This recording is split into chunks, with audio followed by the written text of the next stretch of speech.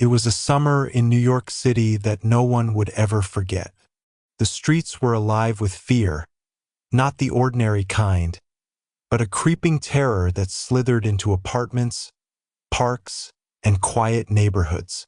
Every shadow became a threat, every passerby a potential victim. Then, seemingly out of nowhere, the letters began arriving, taunting, chilling, and impossibly precise. The city learned the name David Berkowitz, even though few knew the face behind the horror. He called himself the Son of Sam, and he was hunting. One shot, one scream, one life shattered at a time. Mothers clutched their children. Couples hesitated to walk hand in hand. Teenagers skipped streets. A single man had turned an entire metropolis into his hunting ground. And the most terrifying part? No one knew when or if he would strike again. Tonight, we descend into the mind and the murders of David Berkowitz, the son of Sam, whose reign of terror left New York City trembling in fear and the world asking a question that haunted everyone. How does a monster walk among us, unnoticed until it's too late? If you really enjoyed this video and want to support it, go ahead and hit that like button. It means a lot. And if it wasn't your favorite, that's okay too. Just tap dislike so we can make better content for you. Also, I'd love to know where you're watching from, so drop your city or country in the comments. I read every single one. Now let's begin. Chapter 1: The Shadows of a Troubled Beginning. David Berkowitz was born Richard David Falco on June 1, 1953, in Brooklyn, New York, a child whose very existence seemed marked by a twist of fate. His mother, Betty Broder, was only 17 at the time, and his biological father abandoned the family even before Richard's birth. Growing up, Richard felt a void that no affection could fill, a sense of being unwanted that would embed itself deeply in his psyche. His early years were spent in foster care until his mother, after a brief marriage to a neighbor, changed his surname to Berkowitz, and he was legally adopted. Yet the emotional scars of being given up never fully healed. For a boy to understand his place in the world, he first had to grapple with the confusion of identity, abandonment, and an underlying sense of rage that often simmered silently in the neighborhoods of Brooklyn. The streets were crowded and unforgiving. Post-war America was bustling, but for families like Berkowitz's, life was anything but stable. Brooklyn offered a confusing blend of community warmth and urban danger. Children ran in alleys, mothers shouted across stoops, and fathers often disappeared for long stretches, absorbed in work or personal problems.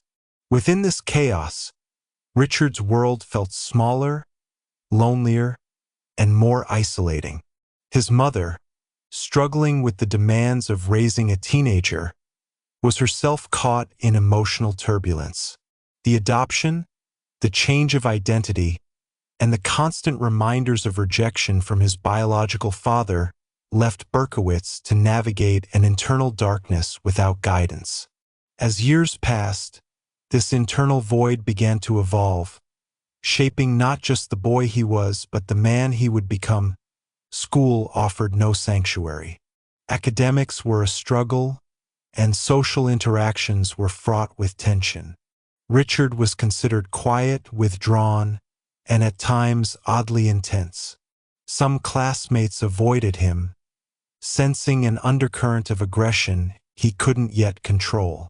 Others mocked his timid demeanor or his odd interests, unaware that behind his silence, the seeds of obsession and fixation were beginning to take root. Early on, Berkowitz became fascinated with firearms, and though he showed no signs of lethal intent as a child, this interest would later merge with his inner darkness. By adolescence, he began to exhibit a fascination with violence in stories, comic books, and movies, an intellectual curiosity that soon morphed into an emotional preoccupation. Every slight, every perceived injustice, seemed to intensify a simmering anger that was building beneath his quiet exterior. Compounding his difficulties was a profound sense of alienation. In therapy sessions later recounted, Berkowitz would speak of a feeling of being watched, followed, and judged. He felt the world conspiring against him, as if every encounter carried hidden meaning or hostility. This paranoia, subtle at first, grew as he aged, feeding into an increasing need to assert control over his environment. Adolescence became a testing ground, a time of both experimentation and suppression, where the boy wrestled with conflicting desires to connect and to destroy, to belong and to dominate. This internal struggle was exacerbated by the rigid structure of American suburbia, which offered neither the understanding nor the compassion he craved. Within these confines, Richard began to explore ways to externalize his pain, though he had yet to act on any truly violent impulses. The foster care system and the subsequent adoption also left Berkowitz with a complicated relationship to authority. He obeyed when necessary, yet he secretly resented those who imposed rules and social norms. He developed a cunning sense of observation, learning to predict adult reactions, understanding the vulnerability of authority figures, and storing these observations for a future moment of use. At home, he oscillated between respect and silent rebellion toward his adoptive mother, who tried to nurture him but often clashed with his emotional volatility. At school, he mirrored this pattern, superficially compliant, inwardly defiant. This duality would later define his interactions with both victims and law enforcement, making him a figure who seemed ordinary on the surface yet harbored a deeply calculated darkness beneath. Even as a young man, Berkowitz displayed an uncanny ability to conceal his internal chaos. He could appear charming, articulate, and normal when necessary, masking the turbulent thoughts that churned beneath his calm exterior.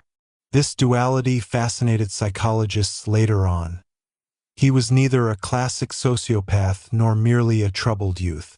Instead, he represented a unique intersection of neglect, identity crisis, mental instability, and latent aggression.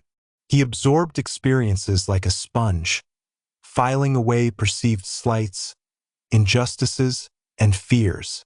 Each memory became a brick in the fortress of anger he was slowly constructing within himself, a fortress that would eventually erupt into violence on the streets of New York. By the late 1960s, Richard David Berkowitz was no longer just a quiet, troubled boy. He had begun to drift into darker behaviors. Petty theft, suspicious fascination with firearms, and obsessive thoughts about rejection and revenge.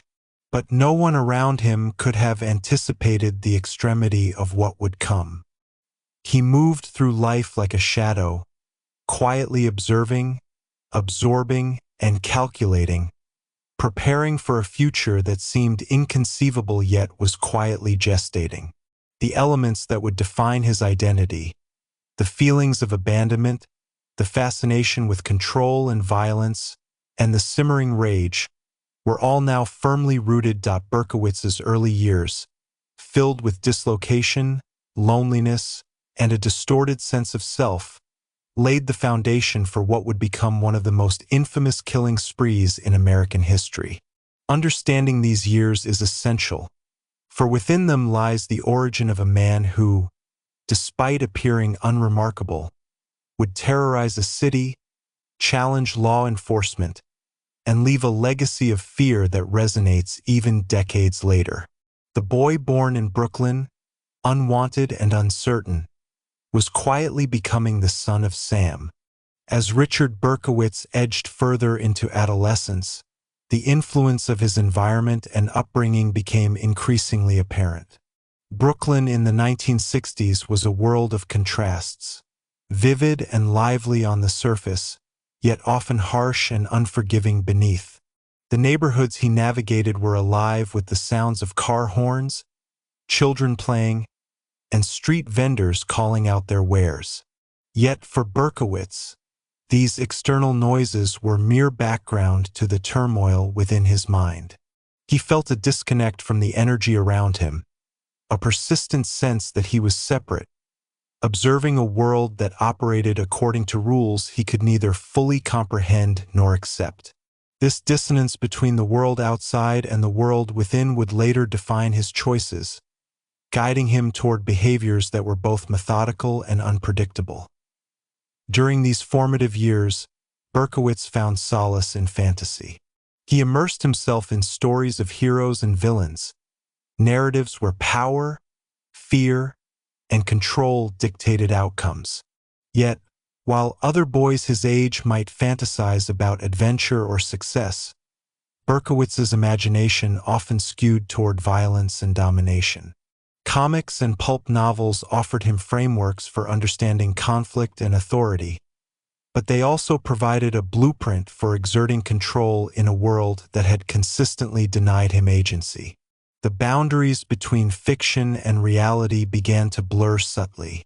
While still capable of rational thought, he increasingly rehearsed scenarios in which he could exact revenge on those he felt had wronged him. These were not random daydreams, they were calculated mental exercises in testing the limits of his own morality and control. Family dynamics further complicated his psychological landscape. His adoptive mother, Betty, oscillated between strict discipline and emotional distance, creating an environment in which Berkowitz learned to mask his true feelings. Love, affection, and support were sporadic and conditional, reinforcing his early impressions of abandonment. He became acutely aware of human weakness and vulnerability, particularly the fragility of those closest to him. This understanding would later inform his choices as a predator. He would carefully observe patterns of behavior, predict reactions, and exploit perceived vulnerabilities. The emotional training of these years, though inadvertent, contributed to the precision with which he later executed his crimes. During high school, Berkowitz's personality became even more complex. He remained socially awkward, often misunderstood, yet he also began to cultivate a sense of identity rooted in rebellion and detachment. Teachers described him as intelligent yet unfocused, polite yet strangely detached. Classmates would occasionally witness his outbursts of frustration, small glimpses into the anger simmering beneath the surface. What made Berkowitz particularly enigmatic was his ability to compartmentalize. He could move seamlessly between public compliance and private obsession, mastering the skill of appearing ordinary while harboring thoughts that were anything but. This duality, part learned behavior, part innate trait, became a cornerstone of his later criminal methodology, allowing him to evade suspicion and maintain a facade of normalcy. Religion played a subtle yet significant role in Berkowitz's developing psyche. Raised in a Jewish household and later exposed to Christian influences, he became fascinated by the interplay between morality, sin, and divine authority. This fascination eventually evolved into a distorted belief system in which he perceived himself as both chosen and cursed, a figure destined to deliver punishment in a manner that transcended conventional morality. This emerging ideology, fueled by a combination of personal grievances and spiritual confusion, would later provide a framework for justifying his violent acts. The sense of moral righteousness, even if twisted, offered Berkowitz the psychological armor to confront the reality of murder without succumbing immediately to guilt or remorse. By the late 1960s, Richard's fascination with firearms escalated. He spent hours in gun shops, reading manuals, and imagining scenarios in which he could exercise complete control over others. While peers experimented with dating, sports, or music, Berkowitz's attention was drawn to the mechanics of weapons, the sensation of power they could confer, and the precision required to use them effectively. These were not casual hobbies, but the careful laying of groundwork for future actions. Each new skill or piece of knowledge accumulated like a brick in a structure he was constructing silently, deliberately, and without detection. His obsession with control, amplified by years of neglect and isolation, began to crystallize into something darker, something that would eventually find outward expression in acts of lethal violence. Even friendships offered little respite. Berkowitz's interactions with peers were marked by distrust and distance. While some tried to reach out, he often misinterpreted gestures of kindness as threats, further deepening his isolation. He learned to read subtle cues, to anticipate rejection, and to store these interactions as proof of the world's hostility toward him. It was during these years that the intricate architecture of his mind began to take shape, a structure where paranoia, rage, and a thirst for control were interconnected. He observed the world as both participant and predator, analyzing weaknesses in a manner that would later translate into his methodical selection of victims. By the end of his teenage years, Berkowitz had transformed from a troubled boy into a young man carrying the weight of accumulated anger, obsession, and psychological instability. The early influences of abandonment, identity crises, social isolation, fascination with violence, and distorted morality had converged to create an individual capable of committing acts that would shock the nation. While outwardly unremarkable, he had become a perfect storm of preparation and latent aggression, a man who could move unnoticed through society while harboring intentions that were anything but ordinary. Understanding Berkowitz's early years is crucial, for they provide the blueprint for the man who would become the son of Sam. The combination of neglect, fascination with control, moral distortion, and psychological fragility created the conditions for a killing spree that would terrorize New York City in the summer of the 1970s.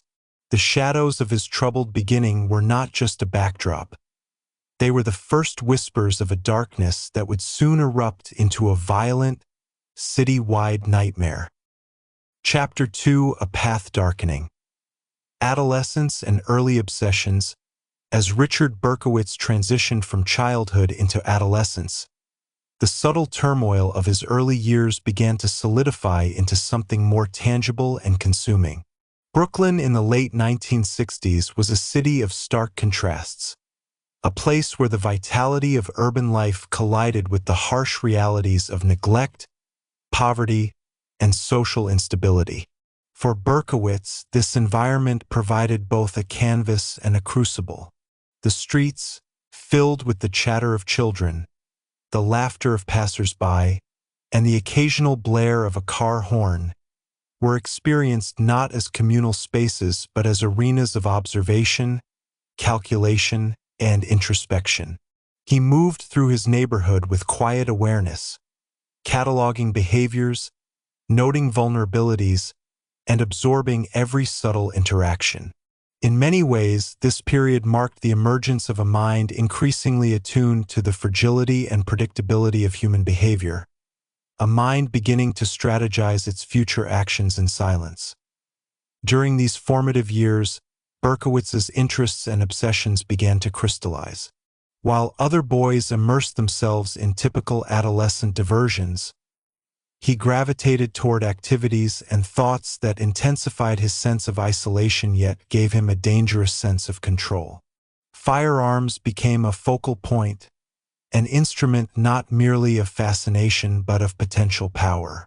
He spent countless hours reading manuals, practicing marksmanship whenever possible, and mentally rehearsing scenarios in which he could exert dominance over others. These were exercises in both imagination and preparation. Unlike casual hobbyists, Berkowitz internalized the idea of control, associating the weapon with authority, fear, and the ability to compel compliance. The fascination was no longer benign. It was the earliest manifestation of a methodical, calculating aspect that would later define the son of Sam murders. Simultaneously, His social interactions became increasingly strained and complex.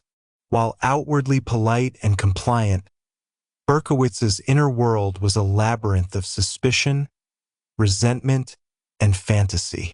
Friendship, trust, and normal adolescent curiosity were filtered through a lens of paranoia. He interpreted casual remarks as veiled insults and perceived moments of kindness as potential manipulations. These cognitive distortions, common in adolescents with deep-seated emotional trauma, were magnified by the instability he experienced at home and the lack of consistent guidance. Over time, they hardened into patterns of thought in which the world appeared hostile, judgmental, and oppressive, a place that needed to be confronted, controlled, and ultimately punished. The young Berkowitz became a keen observer of human vulnerability, developing the psychological acuity that would later allow him to select victims with chilling precision. Family life continued to contribute to this growing complexity. His adoptive mother, attempting to manage her own personal challenges, oscillated between nurturing and disciplinary approaches, inadvertently reinforcing the young man's internal conflict. Berkowitz simultaneously craved approval and resisted authority, a duality that left him in a constant state of internal tension. This tension often manifested in anger or quiet brooding, an emotional energy that he did not yet know how to channel constructively. It is in this crucible of familial tension, personal isolation, and emerging obsessions that the foundation of his later violent behavior was established. The interplay between emotional neglect, identity confusion, and the growing preoccupation with control created a volatile psychological mixture, one that would remain largely invisible to those around him. During this period, religion and morality began to play a significant, though highly distorted, role in his developing psyche. Berkowitz was exposed to various spiritual teachings, including Judaism from his family background and Christian motifs from broader societal influences. What might have served as a source of comfort instead became a framework for his inner conflicts.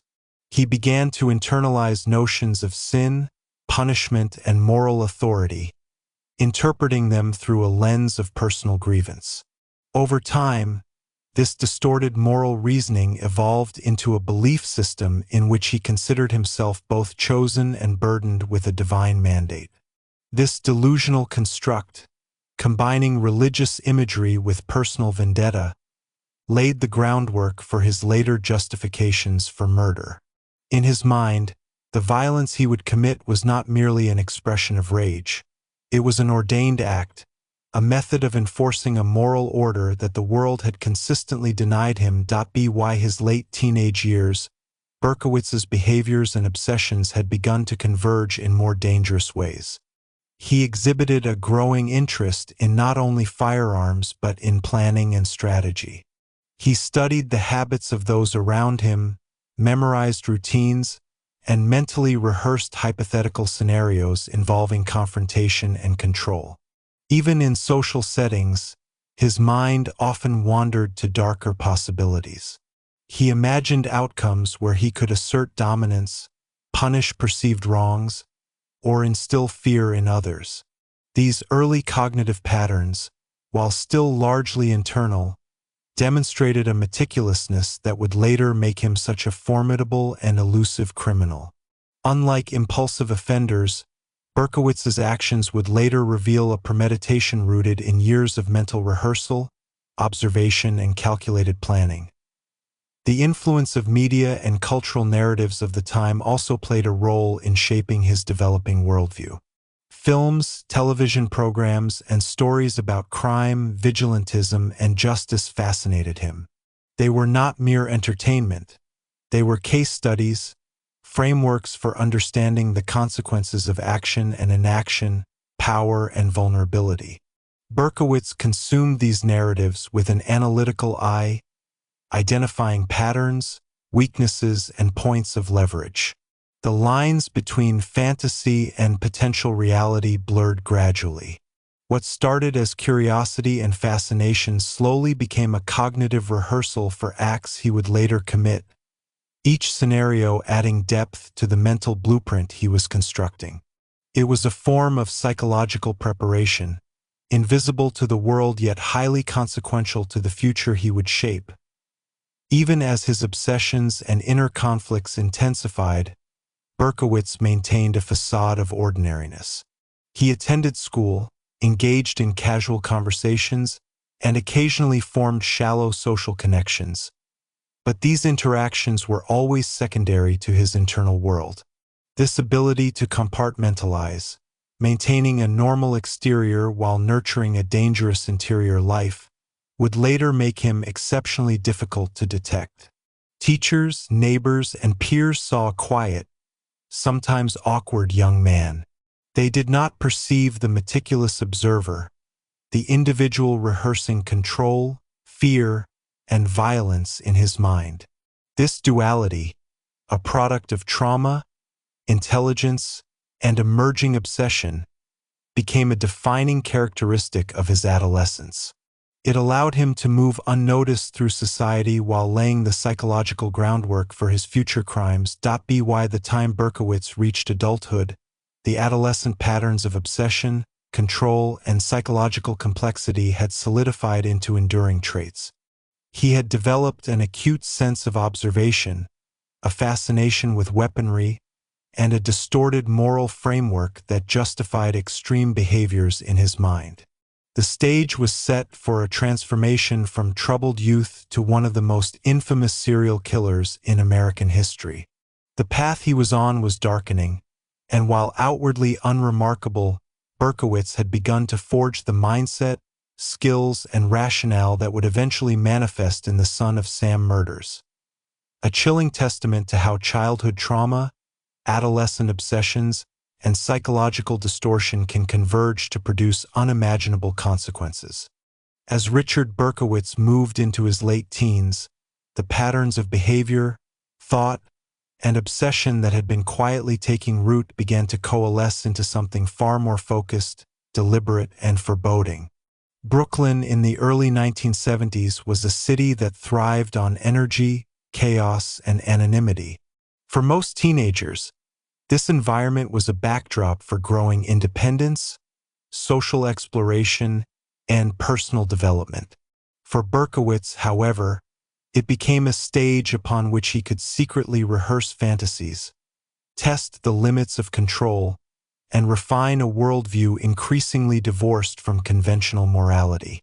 He observed the rhythms of his city, the late-night commutes, the quiet suburban streets, the interactions of neighbors, and began to see patterns, vulnerabilities, and opportunities in the lives of strangers that others would never notice. By this time, Berkowitz's fascination with firearms had escalated beyond mere curiosity.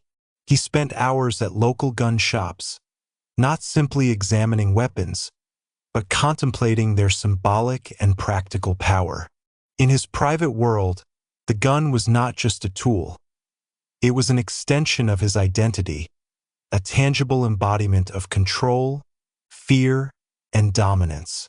Every movement, every sound, every reaction of a person could, in his mind, be influenced or directed by the mere presence of a weapon. These mental rehearsals were intense and meticulous. They were not impulsive imaginings but strategic exercises, designed to anticipate human reactions, test his own limits, and explore scenarios of confrontation and fear. In this, the young Berkowitz demonstrated an unnerving precocity, the early stages of the calculative methodology that would later define his crimes. Alongside this growing preoccupation, Berkowitz's personal relationships became increasingly strained and transactional. He was capable of superficial social interaction, but these connections were never emotionally reciprocal. Friends, classmates, and even casual acquaintances were observed, cataloged, and mentally evaluated for patterns of behavior. He became fascinated with the vulnerabilities of ordinary people, their routines, their dependencies, and their predictability. In many ways, Berkowitz was conducting psychological experiments, using human behavior as both data and rehearsal for potential acts of dominance. This calculated observation, combined with his internalized sense of alienation, reinforced a belief that the world was both fragile and corrupt, a place that demanded control and, if necessary, punishment. Religion and moral distortion remained central in shaping Berkowitz's emerging worldview. During adolescence, he began to interpret religious texts, cultural narratives, and personal experiences through a lens of vengeance and divine ordination. To him, sin, punishment, and moral authority were not abstract concepts but directives he could wield. He imagined himself as both enforcer and judge, a figure who existed to correct the moral failings of those he perceived as corrupt or careless. While these thoughts were primarily internal at this stage, they provided a crucial psychological justification for the violent actions that would follow. They also offered a sense of purpose, a narrative in which his life and potential actions were framed as morally significant within his own constructed reality. At the same time, Berkowitz began to experiment with minor acts of delinquency, testing both authority and boundaries. These early infractions were not yet lethal, but they offered him a taste of power over consequence. Petty theft, manipulation, and other minor offenses became laboratories in which he could practice control, deception, and strategy. Each success, no matter how small, reinforced the belief that he could operate undetected, influence others, and bend the rules of the social world to his own designs. These behaviors, seemingly ordinary to outsiders, were formative exercises in a psychology increasingly conditioned toward strategic action and controlled risk. The urban environment also played a crucial role in shaping Berkowitz's adolescent obsessions. Brooklyn's streets, with their mix of crowded avenues, isolated corners, and unpredictable inhabitants, offered both inspiration and opportunity. He observed the rhythms of nightlife, noting which areas were poorly lit, which individuals were vulnerable, and where opportunities might arise. He became attuned to the mechanics of fear and control, the way a sudden presence, a hidden movement, or a weapon could command attention and compliance. These observations, coupled with his already intense focus on firearms and moral justification, formed the early conceptual framework for the later crimes that would terrorize the city. By the time he approached adulthood, Berkowitz's internal life was dominated by a combination of resentment, fascination with violence, and obsessive planning. He had cultivated an uncanny ability to compartmentalize, presenting a normal exterior while internally rehearsing acts of domination and control. This duality made him largely invisible to those around him, even as the psychological groundwork for his future as the son of Sam was firmly established. The external world saw a quiet, unassuming young man. The internal world housed a meticulously organized, morally distorted, and deeply alienated individual capable of extreme violence. It is within this period that the transition from internal obsession to external action becomes imaginable. Berkowitz had not yet committed the acts that would make him infamous, but he had created the conditions for those acts to occur. His early fascinations with firearms, control, observation, and moral authority were no longer isolated curiosities. They had converged into a potent combination of intelligence, calculation, and psychological vulnerability. The city, with its chaos and anonymity, offered both cover and stage. The next steps in his evolution, from observation and rehearsal to real-world violence, were now a matter of timing, circumstance, and the alignment of opportunity with intent. By examining these adolescent years, it becomes clear how deeply and systematically Berkowitz's mind had been shaped. He was not a spontaneous killer. He was a product of years of accumulation, emotional neglect, psychological distortion, obsession with power, and careful rehearsal. The trajectory of his life during this period illuminates how a troubled and isolated adolescence can, under certain conditions, transform latent obsession into horrifying action. The darkness that had begun as subtle, private rumination was now approaching a threshold, a point at which the internal world of Richard Berkowitz would collide with the streets of New York in a terror that would shake the city to its core. Chapter 3: The First Sparks of Violence. As Richard Berkowitz transitioned into early adulthood, the latent obsessions, psychological distortions, and emotional turbulence that had defined his adolescence began to take on a more tangible external form. Brooklyn and the broader New York City environment of the early 1970s presented both opportunity and anonymity for someone like Berkowitz, whose mind had been meticulously rehearsing violence, control, and manipulation for years. What had been primarily internal, a constellation of obsessions with firearms, power, and moral righteousness, now began manifesting in minor criminal acts. These early behaviors, seemingly inconsequential at first glance, were in reality the first sparks of a violent trajectory that would culminate in one of America's most infamous serial murder sprees. During this period, Berkowitz's activities shifted from mere contemplation to experimentation. He began testing boundaries, committing minor offenses that required cunning, deception, and precise calculation. Petty theft, misrepresentation, and small acts of intimidation became laboratories in which he could practice control over others without immediate consequence. While these acts were not yet lethal, they were psychologically significant.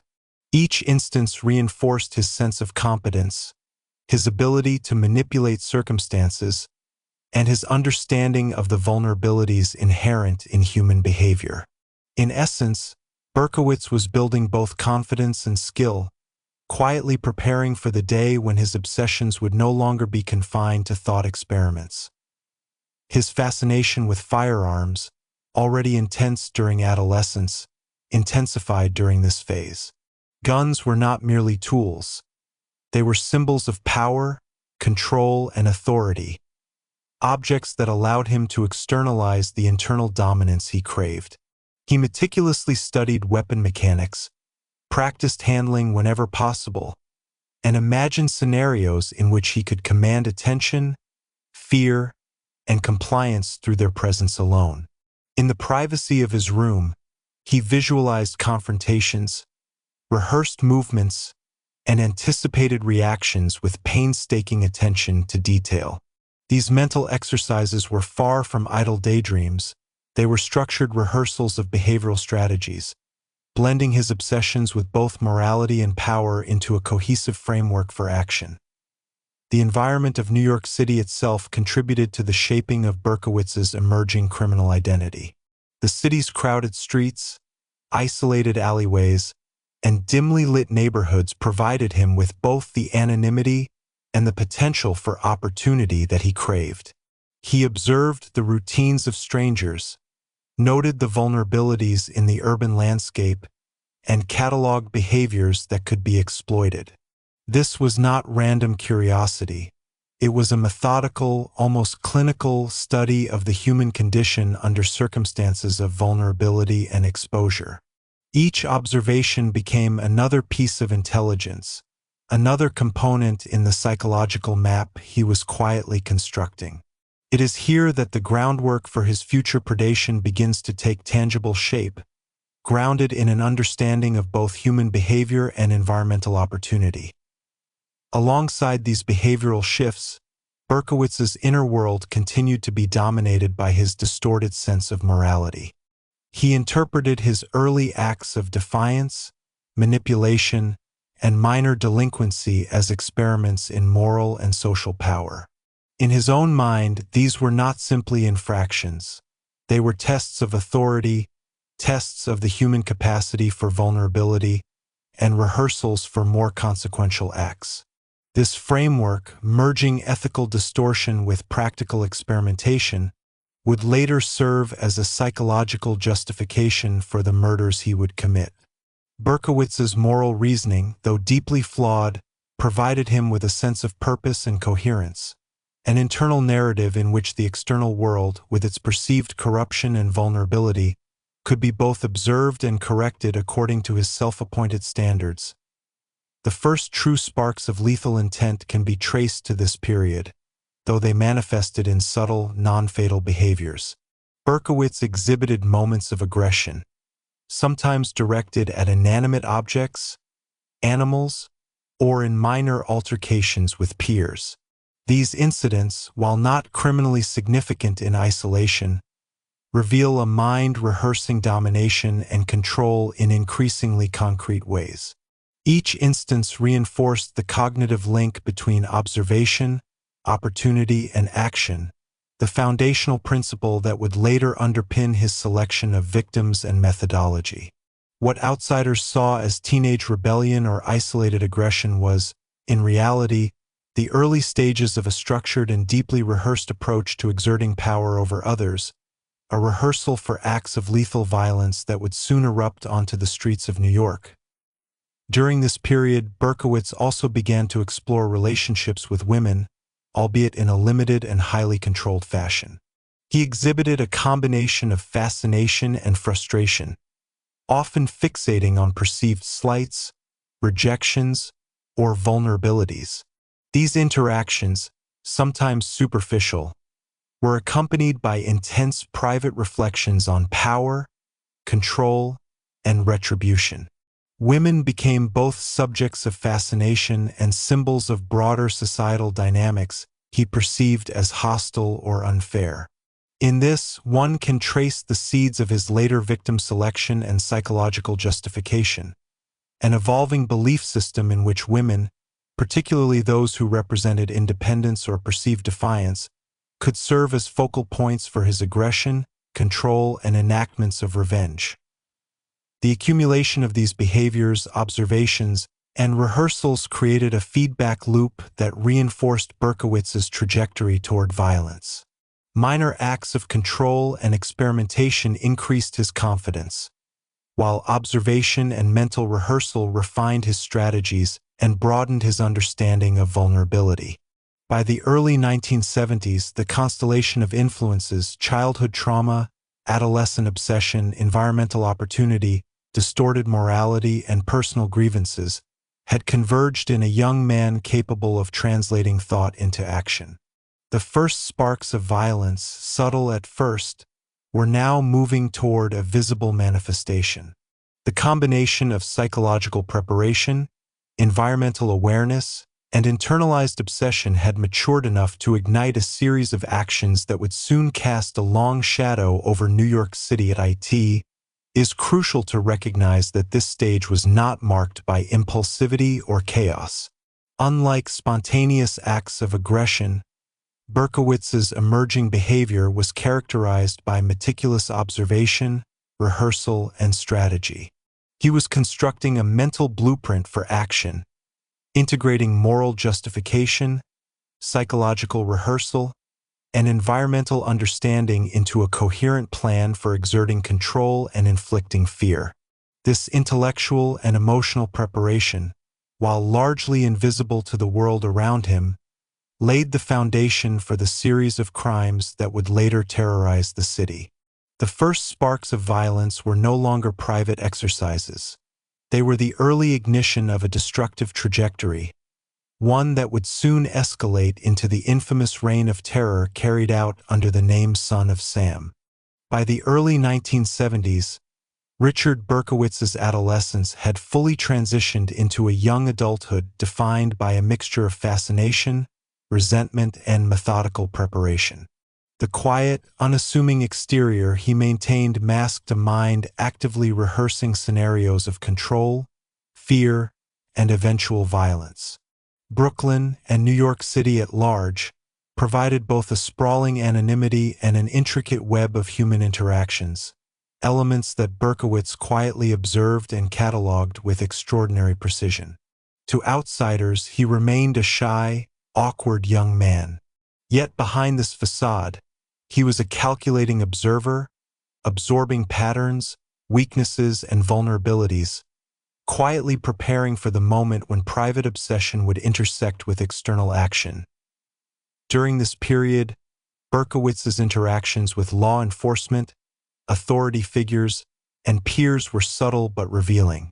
Minor confrontations, disputes over property, or perceived slights were mentally logged, analyzed, and stored as evidence of a world rife with injustice. These incidents reinforced a growing internal narrative in which society was flawed, weak, and in need of correction. In Berkowitz's mind, the existing social order was not only fallible but morally corrupt, requiring the intervention of someone capable of observing weaknesses, exploiting vulnerabilities, and delivering punishment. While still dormant in overt action, these cognitive patterns reveal the psychological scaffolding that would later underpin his notorious crimes. Simultaneously, his fascination with firearms became increasingly pronounced and ritualized. Unlike casual curiosity, this interest was intertwined with his psychological and moral framework. The gun represented power, the ability to assert control, and a tangible way to project fear. Berkowitz's mental rehearsals involved imagining the reactions of potential victims, studying human behavior under duress, and considering scenarios in which a weapon could enforce authority. These exercises were deliberate, methodical, and increasingly vivid, reflecting both obsession and emerging intent. Every observation, mental rehearsal, and active experimentation strengthened his cognitive and emotional readiness for actual violence. By this point, his internal world and the external tools available to him were aligning in preparation for a transition from fantasy to reality. As Berkowitz navigated early adulthood, his social isolation intensified. He remained capable of casual interaction and superficial friendships, but deeper connections were largely absent. Women, in particular, became subjects of intense fascination, their behaviors and routines scrutinized through the lens of control and retribution. Any perceived rejection, defiance, or independence was stored in memory as a potential grievance, further reinforcing his emerging worldview. These interactions were not random. They reflected the early cognitive mapping that would later define victim selection and the methodical approach of the Son of Sam killings. The young man was not merely angry. He was building a mental library of behaviors, vulnerabilities, and patterns that could later be leveraged to instill fear and assert dominance. It was also during this period that Berkowitz's sense of moral righteousness, deeply intertwined with distorted religious beliefs, became increasingly pronounced. He internalized notions of sin, punishment, and divine authority, interpreting them in a highly personal way that justified potential acts of violence. The combination of personal grievance and spiritual distortion created a framework in which murder could be rationalized, rehearsed, and eventually executed without immediate psychological collapse. These early cognitive and emotional constructs are crucial for understanding the methodology behind the Son of Sam crimes. Each act would later be framed in his mind as both an expression of control and a fulfillment of a moral or divine imperative. By the mid-1970s, the first subtle signs of externalized aggression began to emerge. Berkowitz engaged in minor acts of intimidation, using his understanding of human behavior and the threat of violence to assert dominance in limited situations. These were not yet lethal encounters, but they marked a critical stage in the evolution from mental rehearsal to actualized behavior. Each incident reinforced the principles he had been cultivating for years: observation, analysis, calculation, and execution. In this way, his early experiences with crime served as training exercises, providing practical feedback on his ability to manipulate fear, assert control, and navigate the consequences of transgression. The broader social and urban context of New York City also played a critical role. The early 1970s were a period of turbulence, uncertainty, and perceived moral decline in the city. Crime rates were rising, neighborhoods were in flux, and citizens were increasingly aware of vulnerability in public spaces. For Berkowitz, this environment was both enabling and instructive. It offered ample opportunities for observation, rehearsal, and eventual action. The city's complexity allowed him to refine his mental strategies and envision scenarios in which he could operate with both effectiveness and anonymity. Every alley, street corner, and poorly lit avenue became part of a cognitive map, a potential setting for the exercises he had been conducting internally for years. By now, Berkowitz's internal narrative had fully integrated three key elements: the desire for control, the justification of moral or divine mandate, and the meticulous rehearsal of violence. These components were no longer abstract. They were practical tools for planning, observation, and eventual execution. The first sparks of violence, subtle in nature, had been ignited and were spreading toward a series of acts that would capture national attention. What distinguished Berkowitz from other troubled young men was not merely his fascination with violence, but the combination of intelligence, calculation, observation, and moral distortion that rendered him both methodical and elusive. The convergence of these traits laid the foundation for the Son of Sam killings, a chilling prelude to a citywide reign of terror that would soon erupt. Understanding this phase of Berkowitz's life is essential, for it illuminates the psychological and environmental factors that enabled his transition from thought to action. The minor infractions, obsessive mental rehearsals, fascination with firearms, and distorted moral framework were not random occurrences. They were deliberate preparations, an invisible architecture of intent. The first sparks of violence were now on the verge of ignition, fueled by years of internalized grievance, calculated observation, and the shaping forces of an urban environment that provided both cover and opportunity. The stage was set, the elements were aligned, and New York City would soon witness the emergence of a figure whose name, Son of Sam, would become synonymous with fear, unpredictability, and meticulous, predatory violence. Chapter 4: The City Under Siege. New York in the 1970s. The New York of the early 1970s was a city teetering on the edge of chaos. To the casual observer, the streets were alive with energy. Taxis weaving through traffic, neon signs illuminating bustling avenues, and the constant pulse of urban life creating a rhythm that was uniquely metropolitan. Yet beneath the surface, a city under siege was taking shape, one defined by rising crime rates, social unrest, and a sense of vulnerability that permeated every neighborhood. For residents, this period was marked by both excitement and anxiety, a duality that created fertile ground for fear to take root. Within this charged environment, David Berkowitz, soon to become the Son of Sam, found both opportunity and inspiration, moving through the city's complexities like a shadow, quietly observing patterns and vulnerabilities with a mind already tuned to predation. The mid-1970s in New York City were defined by a convergence of social and economic pressures. The city was grappling with unemployment, inflation, and fiscal instability, while crime rates surged in neighborhoods across all 5 boroughs. Robberies, assaults, and gang activity were increasingly common, creating a pervasive sense of unpredictability. Residents began to alter their routines, taking precautions that had once been unnecessary. Mothers warned children to stay close, couples hesitated to walk alone at night, and citizens increasingly perceived the streets as dangerous arenas rather than public spaces. This climate of unease, while affecting the general population, became a canvas upon which Berkowitz would operate, exploiting fear, isolation, and opportunity with meticulous precision. The city's vulnerabilities were mirrored by his psychological preparedness, forming an unsettling intersection of individual pathology and urban instability. public transportation, a lifeline for millions of New Yorkers, also contributed to the sense of both anonymity and danger.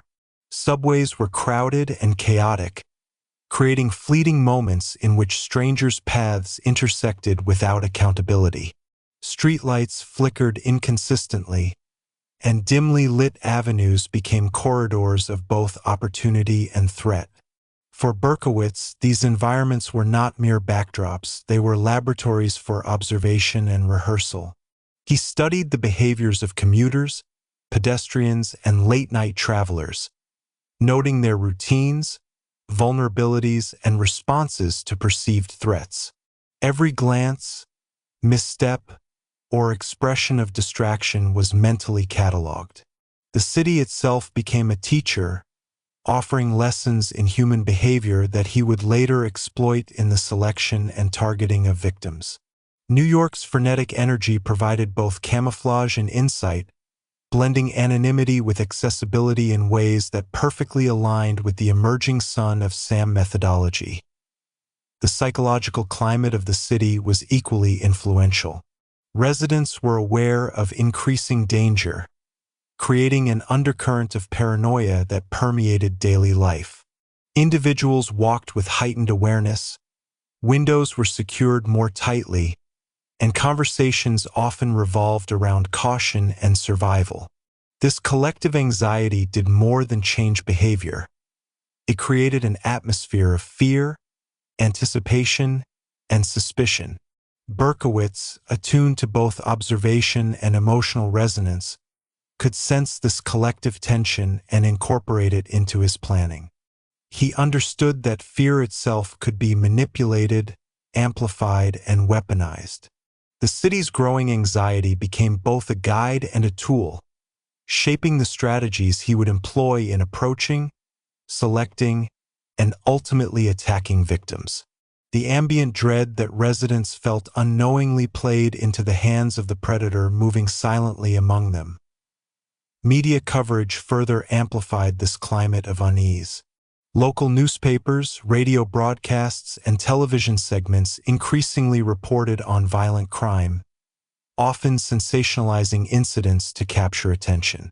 Stories of muggings, assaults, and unsolved murders circulated widely, heightening public awareness and fear. For Berkowitz, media narratives provided both inspiration and a roadmap.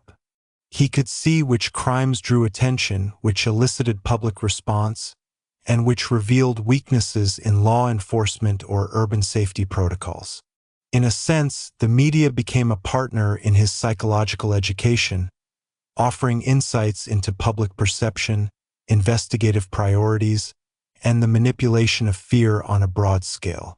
Every headline, every report, and every public reaction became data to be absorbed, analyzed, and incorporated into his growing repertoire of strategies. Neighborhood dynamics also shaped the opportunities for Berkowitz's emerging predatory behavior. While some areas were tightly knit and protective, others were marked by anonymity, neglect, and social fragmentation. Empty lots, dimly lit streets, and poorly monitored areas provided both escape routes and staging grounds. He observed these spaces with a methodical eye, mapping routes, identifying points of vulnerability, and mentally rehearsing approaches that would allow him to strike undetected. In parallel, he studied the behaviors of couples and individuals in public spaces, noting routines, timing, and responses to potential threats.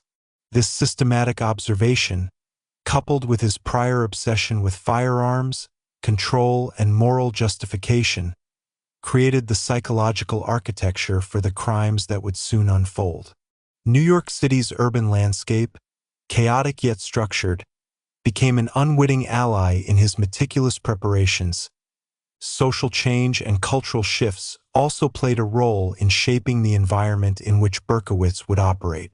The early 1970s were a time of experimentation, liberation, and shifting societal norms.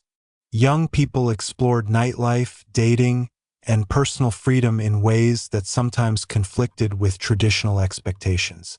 For Berkowitz, these changes were observed with a dual lens of fascination and resentment. He fixated on behaviors that seemed reckless or defiant, cataloging perceived vulnerabilities and moral failings. This intersection of social liberation and his own distorted sense of morality provided a framework for later justification, as he would interpret the actions of potential victims through his own warped lens of ethical and spiritual transgression. In his mind, New York's evolving culture both exposed vulnerability and demanded correction. By the mid-1970s, New York City had become a living ecosystem of opportunity, tension, and observation for Berkowitz.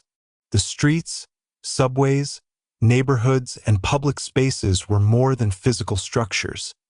They were psychological laboratories where he could study human behavior, test theories of control, and integrate observations into practical strategies.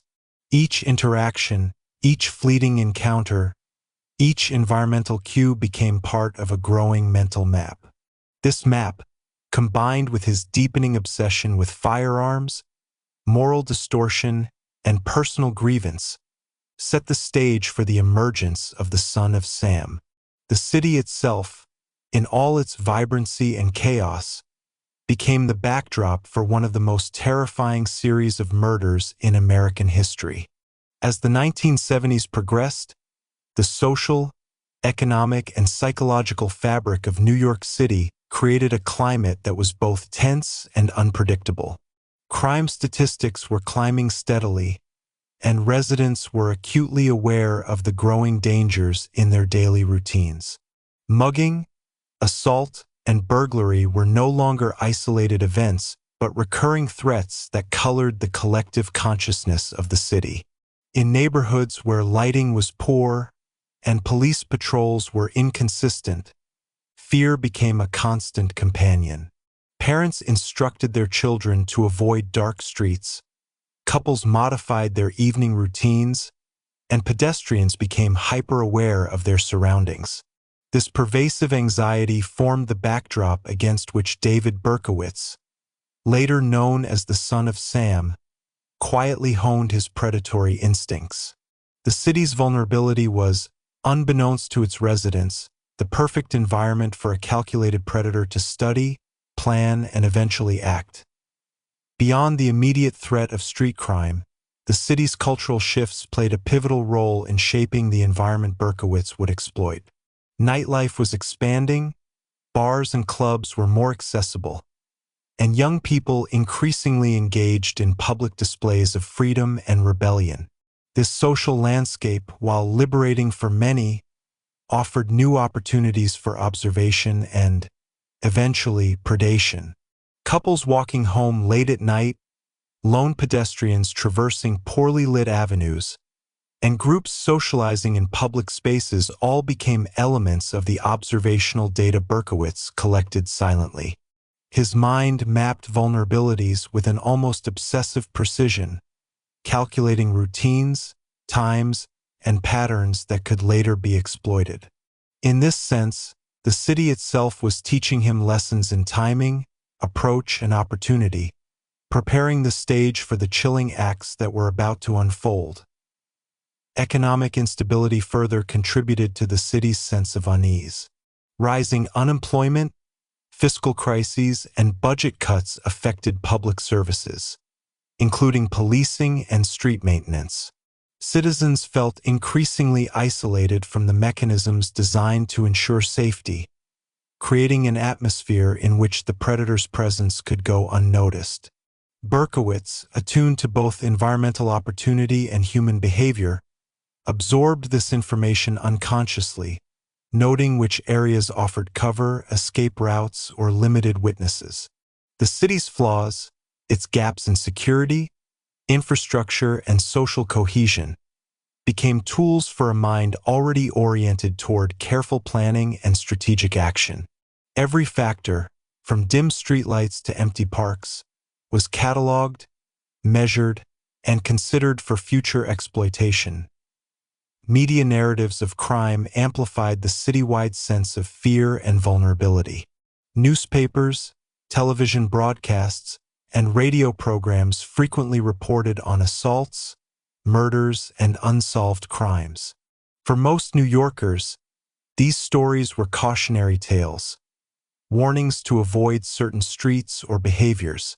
For Berkowitz, however, they were detailed case studies. He analyzed the reports for patterns, timing, and public reaction. He noted which crimes generated intense media scrutiny, which prompted law enforcement action, and which highlighted weaknesses in social behavior or urban planning. These observations informed his emerging strategy, reinforcing the connection between visibility, anonymity, and the psychological impact of fear. By internalizing the city's collective anxiety, Berkowitz was not merely learning to commit crimes. He was learning how to terrorize an entire population. Neighborhood dynamics added another layer of complexity. Some areas of Brooklyn were tight-knit, with residents watching over one another, while others were fragmented, isolated, or marked by transient populations. Berkowitz studied these microenvironments carefully, identifying patterns of exposure, potential victims, and escape routes. Empty streets, poorly lit alleys, and secluded parks became part of a mental map, each location assessed for both opportunity and risk. In conjunction with his fascination with firearms, moral justification, and personal grievances, these observations formed a psychological architecture that would soon translate into action. The city itself, with all its imperfections, was a teacher, providing both practical lessons and reinforcement of his belief in his ability to manipulate fear. Public perception during this period was dominated by a heightened awareness of vulnerability. Individuals modified their behaviors, becoming more cautious, more suspicious, and, paradoxically, more predictable in their responses to perceived threats. Berkowitz recognized this predictability as an opportunity. The very fear that gripped the city's population became a tool he could manipulate. By observing the collective anxiety, he could anticipate reactions, shape responses, and exert influence over unsuspecting victims. This understanding of fear, combined with his personal obsessions and calculated approach to control, created the foundation for the methods he would later employ as the Son of Sam. Fear was no longer incidental. It was a weapon and a measure of power. By the mid-1970s, the convergence of social unrest, economic instability, urban vulnerability, and cultural change created a city that was both chaotic and instructive. For Berkowitz, these conditions were more than contextual, they were formative. Every dimly lit street, every fearful pedestrian, every media report contributed to his growing understanding of human behavior, environmental opportunity, and the psychological leverage of fear. The city's challenges became a mirror, reflecting both vulnerabilities to exploit and lessons to internalize. Within this charged, uneasy environment, Berkowitz honed the skills that would allow him to transition from observation and rehearsal to lethal action. Understanding the state of New York City during this period is essential to comprehending the scale of Berkowitz's later impact. The city's physical layout, social dynamics, economic struggles, and cultural shifts were not passive backdrops. They were active influences on the development of a predator. By quietly moving through this landscape, observing patterns, and internalizing vulnerabilities, Berkowitz prepared for the emergence of the Son of Sam. The city, unknowingly, became the co-architect of its own terror, providing both opportunity and instruction for one of the most infamous series of murders in American history. The stage was set, the lessons had been learned, and the first acts of a reign of terror were about to unfold. Chapter 5: The First Killings. Emergence of the Son of Sam.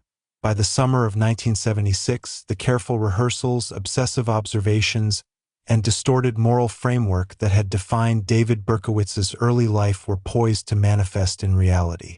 Brooklyn and the surrounding neighborhoods of New York City had become a complex, instructive landscape, a place where opportunity, vulnerability, and urban chaos converged. Berkowitz, now in his early 20s, had transformed from a quiet, socially awkward young man into a predator who could move with meticulous planning and methodical precision. His fascination with firearms, control, and moral justification coalesced into a lethal readiness. The city, with its crowded streets, dimly lit avenues, and vulnerable inhabitants, had unknowingly become the stage for the emergence of the Son of Sam. The first attack occurred in the pre-dawn hours, a time carefully chosen for both isolation and control. Berkowitz, armed and alert, positioned himself in a location that offered concealment, observation, and the possibility of rapid escape. His target was not random but selected based on patterns he had observed and cataloged over months of meticulous surveillance. Couples walking alone at night became primary subjects, their routines and vulnerabilities providing both opportunity and psychological reinforcement. The precision of his planning reflected years of rehearsal, mental exercises that had transitioned from fantasy to action, executed with both calculation and chilling efficiency. The initial shooting was brief yet decisive. Berkowitz's choice of weapon, a .44 caliber revolver, was deliberate, selected for its effectiveness, portability, and psychological impact. Each element of the attack, from approach to execution, demonstrated a disturbing mastery of control. The victims had little time to react. The environment offered minimal witnesses, and Berkowitz's calm, detached demeanor ensured that his actions were swift and methodical. This first act of violence was not chaotic or impulsive. It was a carefully orchestrated event that validated his internal rehearsals and reinforced the narrative he had constructed about morality, punishment, and divine mission. In those early moments, the Son of Sam began to take form, not merely as a name or legend, but as a methodical agent of terror. The aftermath of the initial shooting introduced an element that would come to define the public's perception of Berkowitz: fear and uncertainty. New Yorkers awoke to news reports of a seemingly random attack, the randomness itself amplifying terror. Couples walking home at night became cautious, city streets felt more dangerous, and a collective unease settled over neighborhoods. Berkowitz, observing the city's reaction, noted the power of fear as both a tool and a measure of influence. The psychological impact of his actions extended far beyond the immediate victims, reaching into the routines, habits, and consciousness of the entire urban population. It was a calculated effect, demonstrating that his actions were not solely about physical violence, but also about manipulating perception and control on a broader scale. As the days progressed, Berkowitz continued his activities with a chilling consistency. He observed, planned, and executed attacks with the same methodical precision that had characterized his adolescent rehearsals. Victims were chosen based on visibility, vulnerability, and opportunity, rather than personal connection, highlighting the impersonal and predatory nature of his spree. Each act of violence reinforced his sense of control and validated the cognitive framework he had developed over years of isolation, obsession, and internalized grievance. The killings were both ritualistic and strategic, demonstrating an unsettling blend of meticulous planning and psychological manipulation. Police investigations began almost immediately, but the complexity and randomness of Berkowitz's attacks created confusion and difficulty in establishing patterns. Detectives were confronted with a series of shootings that seemed unconnected, victims who were seemingly selected at random, and a growing public panic that pressured law enforcement to act swiftly. Berkowitz, fully aware of the investigative challenges, continued his activities while observing the city's response. He recognized the limitations of law enforcement, the predictability of public fear, and the media's role in amplifying both. In this, the Son of Sam's Reign of Terror was not only about direct violence. It was a strategic engagement with the entire city as a psychological landscape to be navigated, manipulated, and ultimately dominated. The media quickly seized upon the emerging phenomenon, sensationalizing the attacks and coining the moniker Son of Sam after the infamous letters Berkowitz began sending to the police and newspapers. These letters, meticulously crafted and filled with both taunts and moral justifications, amplified the terror already gripping New York. Berkowitz demonstrated an understanding of narrative and perception, using communication as a psychological weapon. By framing his attacks in the context of a personal, almost divine mission, he elevated himself beyond a mere criminal to a figure of legend, manipulating both law enforcement and public consciousness. The letters were an extension of his methodical planning, merging psychological insight with operational execution in a manner that captivated, terrified, and mystified the city. Through these initial attacks, a pattern emerged. Berkowitz was patient, calculating, and intensely observant. He relied on environmental factors, victim routines, and his own rehearsed strategies to execute attacks with minimal exposure. Unlike impulsive killers, his approach demonstrated foresight, preparation, and a systematic understanding of fear as a tool. Each act reinforced his sense of identity as the Son of Sam, embedding the notion of control, moral purpose, and divine justification deeper into his psyche. The city, simultaneously fearful and bewildered, became a participant in the unfolding drama, its collective anxiety serving both as camouflage and as reinforcement of the psychological power he wielded. The first killings were not simply violent acts. They were the culmination of years of psychological conditioning, social observation, and internal rehearsal. Berkowitz's adolescence, marked by isolation, obsession, and moral distortion, had prepared him for this precise convergence of opportunity and intent.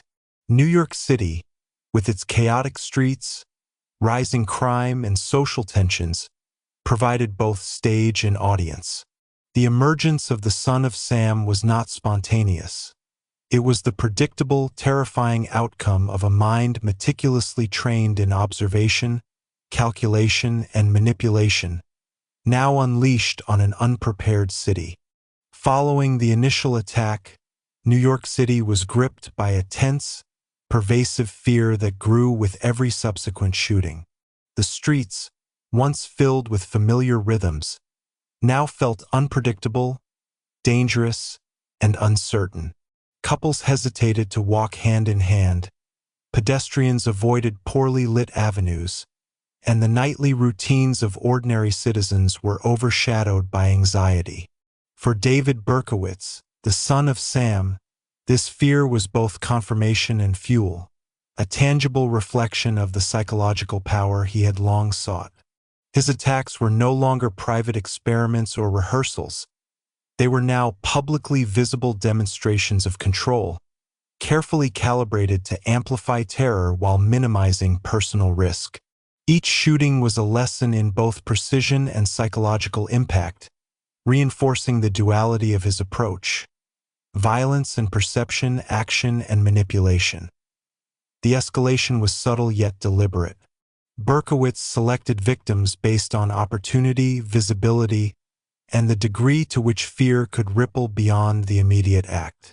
Late-night couples walking along quiet streets were prime targets. His attacks often involved approaching from behind, firing a small number of precise shots, and retreating into the shadows before anyone could react. This methodology reflected years of rehearsal and observation, emphasizing both efficiency and control. Unlike impulsive attackers, Berkowitz was strategic. His choices were informed by careful study of routines, human behavior, and urban vulnerabilities. Every successful attack reinforced his sense of mastery, embedding the Son of Sam persona more deeply into his identity. As the attacks continued, the city's law enforcement faced mounting pressure. Detectives attempted to identify patterns, reconcile witness statements, and anticipate the next strike, but Berkowitz's calculated randomness confounded efforts. He deliberately varied locations and victim profiles within a narrow operational range, maintaining a balance between predictability and chaos that made profiling him extraordinarily difficult. Investigators struggled to find connections, as the attacks, while methodical in execution, appeared random to the public eye. Berkowitz's understanding of human behavior and urban dynamics allowed him to exploit these investigative challenges, navigating the city as both predator and observer, a shadow within a city ill-prepared to recognize the patterns he had so meticulously studied. The media, increasingly captivated by the horror unfolding across Brooklyn and Queens, played an unintentional role in amplifying Berkowitz's influence. Newspaper headlines screamed of random shootings and terror in the streets, capturing the anxiety that gripped the public. The nickname Son of Sam originated from letters Berkowitz sent to the police and local press, taunting authorities while outlining his supposed motivations. These communications, laced with cryptic threats and moral justifications, further intensified public fear. Through them, Berkowitz demonstrated a sophisticated understanding of narrative and psychological manipulation. He was no longer only a physical threat, but a symbolic one, using letters to project an aura of omnipresence and authority. The city's collective anxiety, heightened by media attention, became a weapon in his psychological arsenal. The escalation of attacks also revealed Berkowitz's growing confidence and operational discipline. He continued to rely on careful surveillance, studying patterns of activity, lighting conditions, and escape routes. Every detail mattered: how a couple walked, how quickly they reacted to a sudden noise, how many witnesses might be nearby.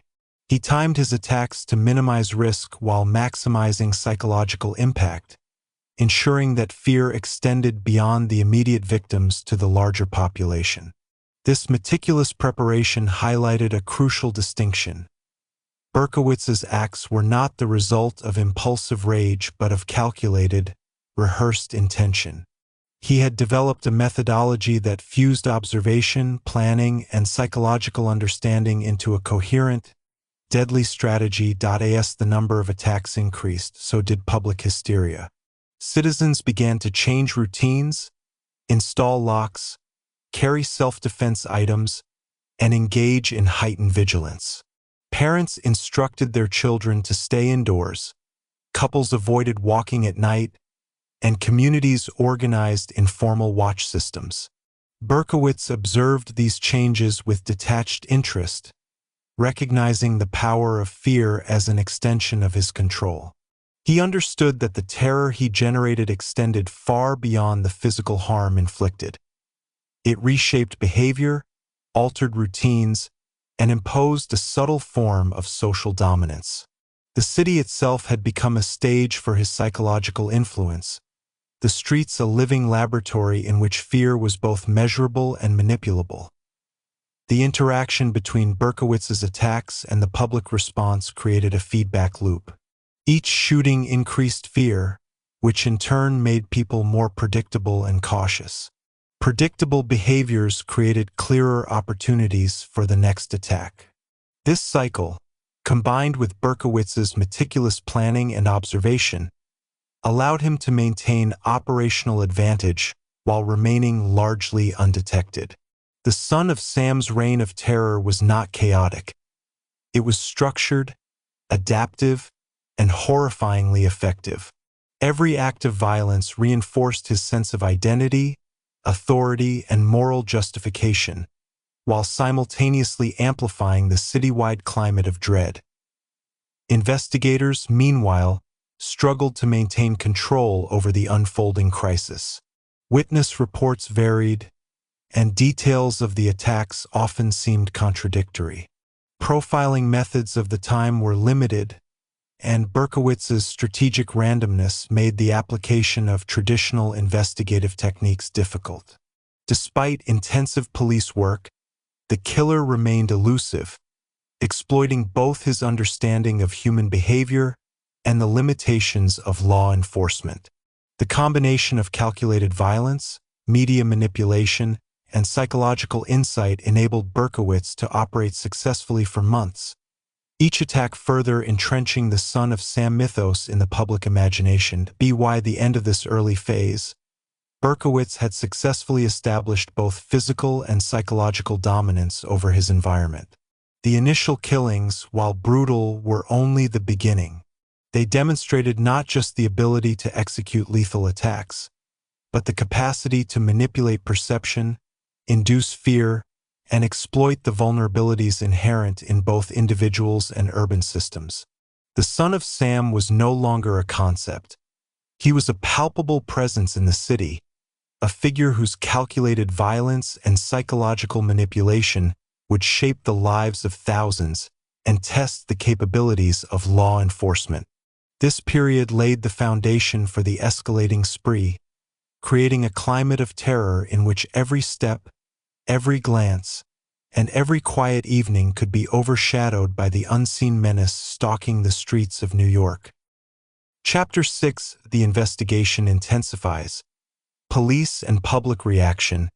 As the Son of Sam continued his reign of terror across New York City, the response from law enforcement, media, and the general public escalated dramatically.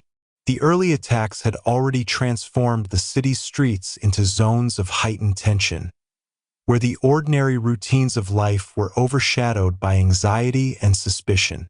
By the summer of 1976, it became painfully clear that the seemingly random shootings were part of a pattern, an orchestrated campaign of fear executed with precision, patience, and psychological insight. Police departments across Brooklyn, Queens, and neighboring areas mobilized in an unprecedented effort to identify, track, and capture the elusive killer, whose calculated methods defied conventional investigative strategies. The New York Police Department, already stretched by rising crime rates and urban complexity, found itself grappling with a new and unfamiliar threat. Detectives were forced to coordinate across boroughs, pooling resources to identify patterns and reconcile conflicting witness statements. Each shooting provided fragments of information: the caliber of the weapon, the approximate height and build of the suspect, the locations and times of attacks, and, in some instances, partial descriptions of the assailant. However, Berkowitz's methodical randomness, his choice of streets, victims, and timing complicated efforts to establish a clear profile. He seemed to anticipate both public reaction and police strategy, deliberately exploiting gaps in law enforcement procedures and public vigilance to maintain an operational advantage. The heart of the investigation was the recognition of the psychological component inherent in Berkowitz's crimes. These were not mere acts of violence. They were carefully calculated manipulations of fear. Police psychologists and behavioral analysts began to study the letters Berkowitz sent to newspapers and law enforcement, examining both tone and content for insight into his motives, mindset, and potential behavioral patterns. The letters, laced with moral justification, cryptic threats, and symbolic language, reflected an individual who not only understood the mechanics of violence, but also the emotional and psychological impact on a broader population. Each correspondence was analyzed meticulously, seeking clues about his identity, methods, and psychological drivers, but the elusive killer remained frustratingly opaque. The public response was immediate and intense. Fear swept through neighborhoods, transforming daily routines into exercises in caution. Parents limited their children's movements, couples avoided late-night strolls, and residents installed locks, alarms, and additional lighting in their homes. Public transportation usage was affected, and community vigilance programs began to emerge, as citizens sought to reclaim a sense of security in an increasingly unpredictable city. This collective fear, while understandable, inadvertently amplified Berkowitz's psychological leverage. He had not only committed acts of violence, he had successfully manipulated the behaviors, perceptions, and emotional states of thousands. In his mind, the city itself was now participating in the narrative he had long constructed, its fear of validation of his identity and methodology as the son of Sam. Media coverage played a crucial, if unintended, role in both informing the public and amplifying the killer's presence. Newspapers, radio programs, and television broadcasts reported each new shooting with sensational headlines, framing the attacks as an epidemic of terror. The nickname, Son of Sam, derived from the first letters Berkowitz sent to police and media outlets, became a symbol of omnipresence and unpredictability. Media narratives highlighted the randomness of the attacks, the inability of law enforcement to anticipate the killer's next move, and the growing public anxiety. Berkowitz, acutely aware of this amplification, incorporated the media into his psychological strategy, using letters and public fascination as tools to project authority, mystique, and control over the city's perception. As investigations intensified, law enforcement faced not only operational challenges but also strategic and logistical dilemmas. Multiple precincts had to coordinate responses to potential targets, track leads across boroughs, and reconcile conflicting eyewitness accounts. Berkowitz's ability to move through the urban environment undetected, exploiting both physical vulnerabilities and human predictability, highlighted the limitations of conventional policing in the face of a predator who combined patience, observation, and psychological manipulation. Detectives experimented with stakeouts, increased patrols, and public advisories, but each action seemed anticipated and countered by the killer's careful planning. The investigation was an evolving chess match, with Berkowitz maintaining an unsettling advantage at every turn in addition to tactical challenges. The investigation was burdened by the psychological impact on officers and citizens alike. Detectives experienced heightened stress, aware that the next attack could occur at any time, in any neighborhood, and against any victim. Public anxiety translated into pressure on police departments to act decisively, even as evidence remained sparse and fragmented. Communities, meanwhile, were gripped by fear of the unseen assailant who could strike without warning, eroding trust and altering social dynamics. The city's social fabric was being reshaped by a predator who remained invisible yet omnipresent, his psychological influence as significant as his physical violence. Each attack reinforced the perception that the son of Sam was everywhere, untouchable, and capable of manipulating the very environment designed to protect citizens. Amidst this mounting pressure, law enforcement began to develop a more structured approach to profiling the killer. Behavioral analysts suggested that the perpetrator was likely a solitary male, familiar with firearms, and motivated by a combination of personal grievance and distorted moral reasoning. They hypothesized that he had a pattern of observation and patience, carefully selecting victims to maximize both opportunity and psychological impact. Investigators also recognized the possibility of correspondence being used as a tool for intimidation, and they began to analyze letters for handwriting, linguistic patterns, and references that might reveal age, education, or personal history. While progress was slow and indirect, these insights laid the groundwork for a more targeted approach, integrating both behavioral science and traditional investigative techniques. The interplay between the city's fear, media amplification, and law enforcement strategies created a complex environment in which Berkowitz thrived. Every newspaper report, every public advisory, and every communal reaction became data for him to observe, analyze, and incorporate into his ongoing strategy. The psychological dimension of his crimes, fear, anticipation, and public perception, had become as central to his methodology as the physical act of violence. By manipulating both the streets and the consciousness of New Yorkers, Berkowitz demonstrated an advanced understanding of control, strategy, and social influence that few law enforcement professionals had encountered. The city was both stage and audience, each component reinforcing the other in a dangerous feedback loop that would continue until the predator's eventual capture. As the Son of Sam killings continued, the atmosphere in New York City became increasingly charged with tension, fear, and uncertainty. Every evening brought the possibility that the unseen predator could strike again, and the city's residents were forced to adapt their behavior in response.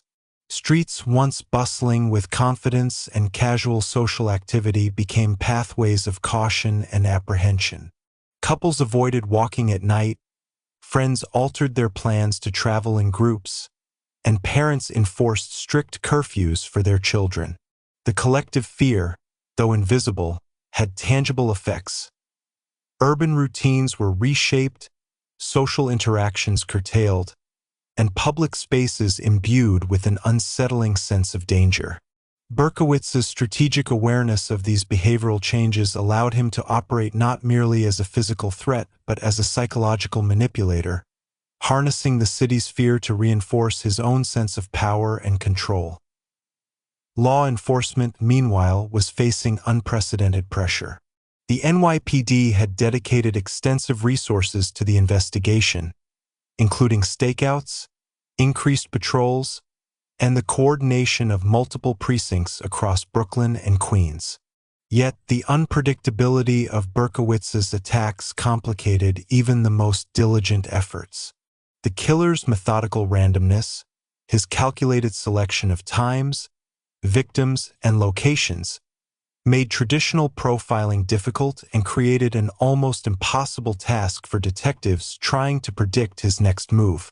Officers were acutely aware that even a minor miscalculation could result in another victim, further intensifying stress and urgency within the department. The stakes were extraordinarily high.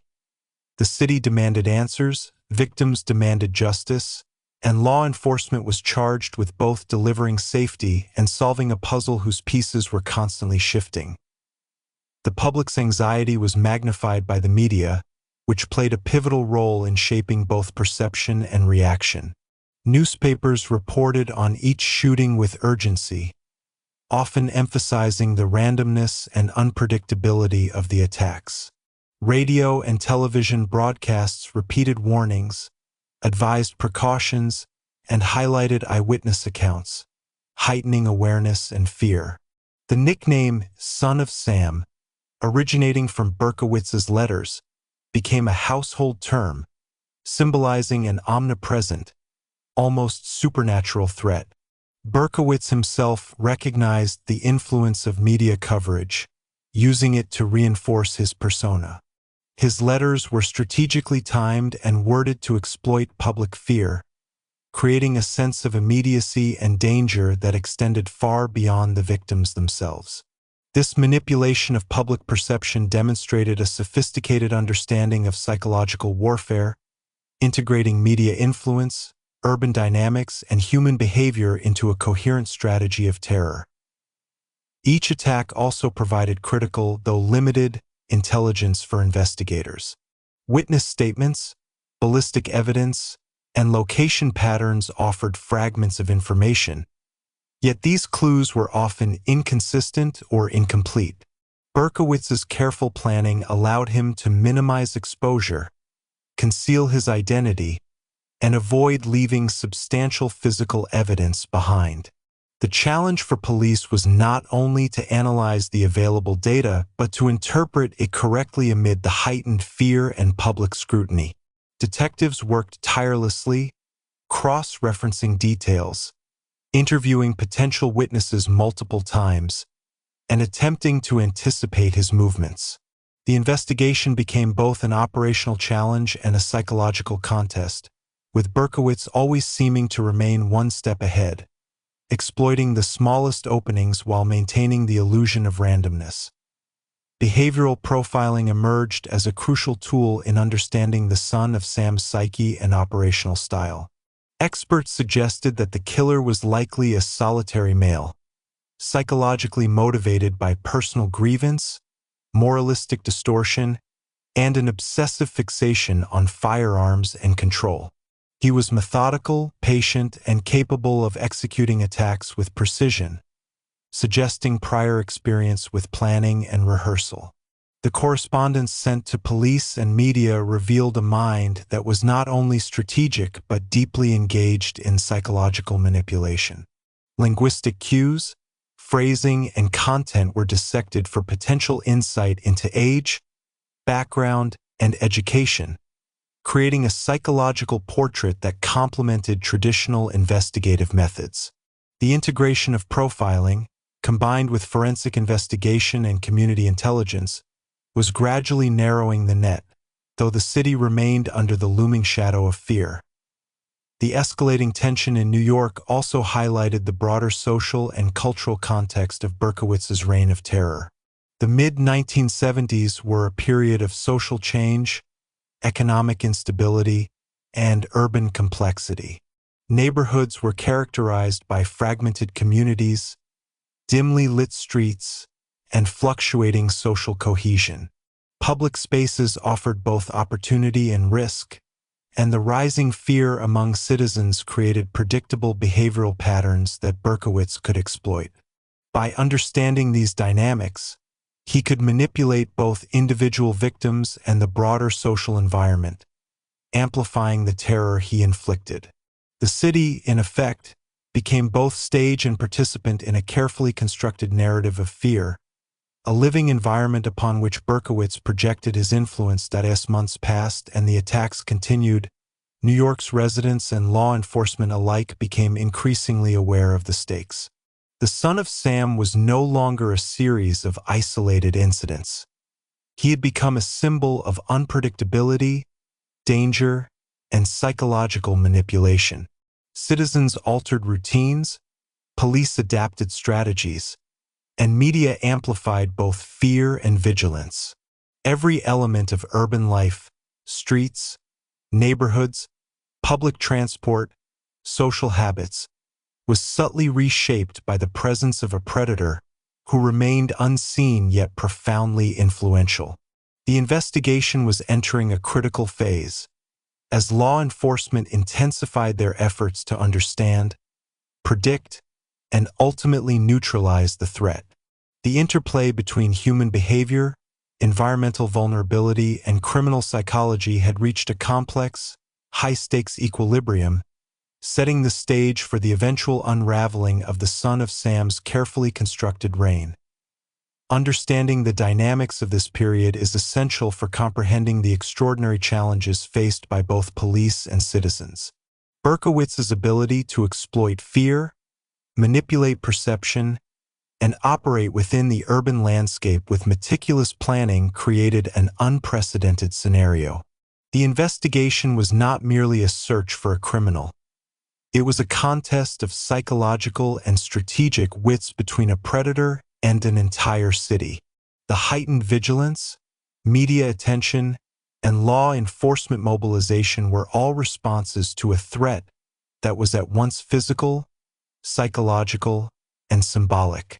This stage of the son of Sam saga underscores the interplay between urban complexity, criminal ingenuity, and public perception, revealing how fear itself became both a tool and a battlefield in one of America's most notorious crime sprees.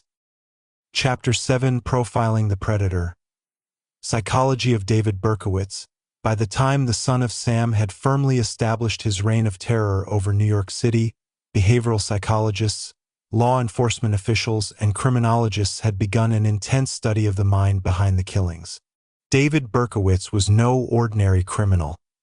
He was a complex amalgamation of personal grievance, social isolation, obsessive compulsion, and distorted moral reasoning. To understand his actions, one must examine not only the circumstances of his life but also the psychological architecture that shaped his thoughts, perceptions, and justifications. From childhood experiences to adolescent obsessions, Berkowitz's mind was a carefully constructed system in which violence, fear, and control were deeply intertwined. Berkowitz's early life was marked by instability, secrecy, and emotional deprivation. Born Richard David Falco in 1953, he was later adopted by the Berkowitz family, yet questions surrounding his parentage and early familial relationships created a foundation of confusion and psychological tension. Adoption, identity ambiguity, and emotional detachment contributed to a persistent sense of alienation. Children require stable attachment figures to develop empathy, social understanding, and emotional regulation. Berkowitz's early experiences provided limited opportunities for these essential developmental processes. The resulting emotional deficits and sense of otherness became underlying forces in his later obsessions, fueling both resentment toward society and a desire for control over circumstances that had once felt chaotic and uncontrollable. Social isolation during adolescence further shaped Berkowitz's cognitive and emotional development.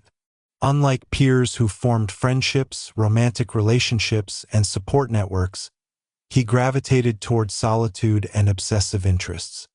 His intelligence allowed for acute observation of human behavior, yet it was applied in ways that reinforced detachment rather than social integration. He meticulously analyzed patterns, studied routines, and rehearsed scenarios in his mind, all while maintaining a socially awkward, unassuming exterior. This combination of intelligence and isolation fostered a cognitive environment where obsession could thrive, unmitigated by meaningful social or moral constraints. The seeds of predation were being cultivated in the fertile soil of alienation and obsessive thought. A critical component of Berkowitz's psychological profile was his obsession with firearms and the sense of empowerment they provided. Weapons became not only tools of potential action but symbols of control, authority, and personal agency.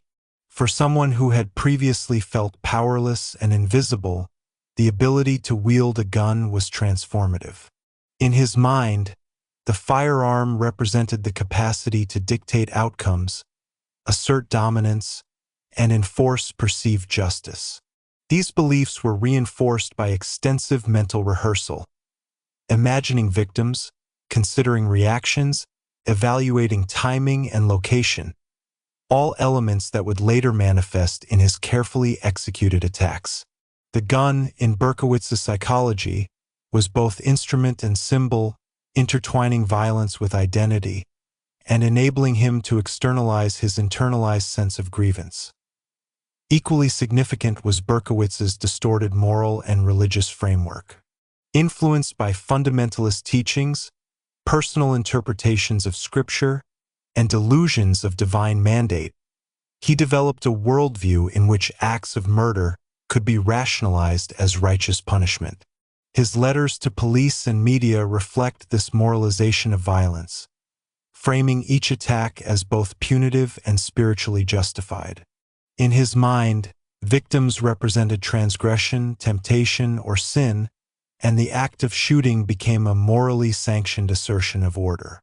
This self-constructed ethical justification allowed him to commit repeated murders without the immediate psychological collapse often associated with serial violence.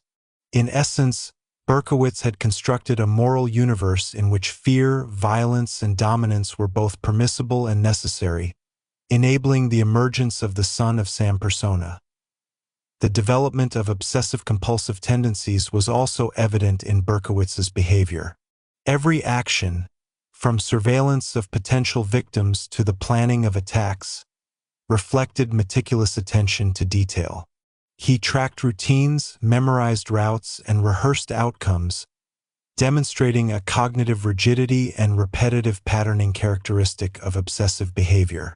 These tendencies intersected with his social isolation, creating a self-reinforcing loop in which observation, planning, and anticipation became both hobby and prelude to violence. By structuring his thoughts and actions in highly ritualized ways, Berkowitz transformed anxiety and alienation into operational advantage, preparing himself for the lethal execution of his plans. Behavioral analysts note that Berkowitz's psychological profile combined elements of narcissistic and antisocial tendencies. He exhibited a preoccupation with personal significance, the manipulation of perception, and the exertion of control over others. At the same time, there was a lack of empathy, emotional detachment, and readiness to inflict harm without remorse. These characteristics, when combined with obsessive tendencies, moral distortion, and environmental observation, created a unique psychological architecture capable of sustaining a serial killing spree.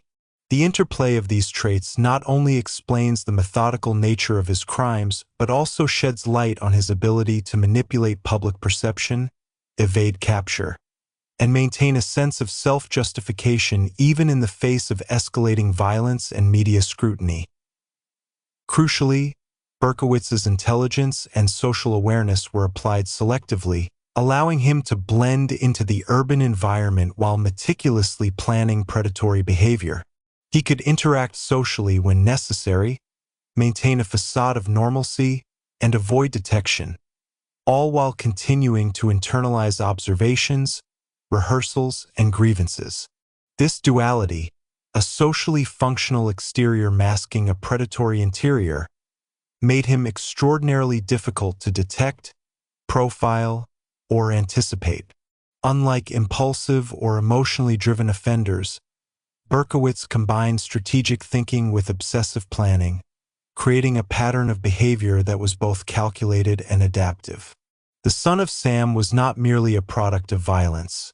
He was a carefully constructed persona emerging from years of cognitive, emotional, and psychological preparation. The first phase of profiling Berkowitz demonstrates the intersection of nature, nurture, and circumstance in the creation of a serial killer. Emotional deprivation, social isolation, obsessive tendencies, moral distortion, and strategic intelligence converged to produce a mind capable of calculated terror. Each component, early trauma, compulsive thought patterns, fascination with control, and moral rationalization, reinforced the others, creating a self-sustaining cycle of preparation, observation, and eventual action. Understanding these elements is essential to comprehending not only how the Son of Sam emerged, but also why his attacks were executed with such methodical precision and psychological impact. Berkowitz's mind, more than any weapon or environmental factor, was the true instrument of his reign of terror.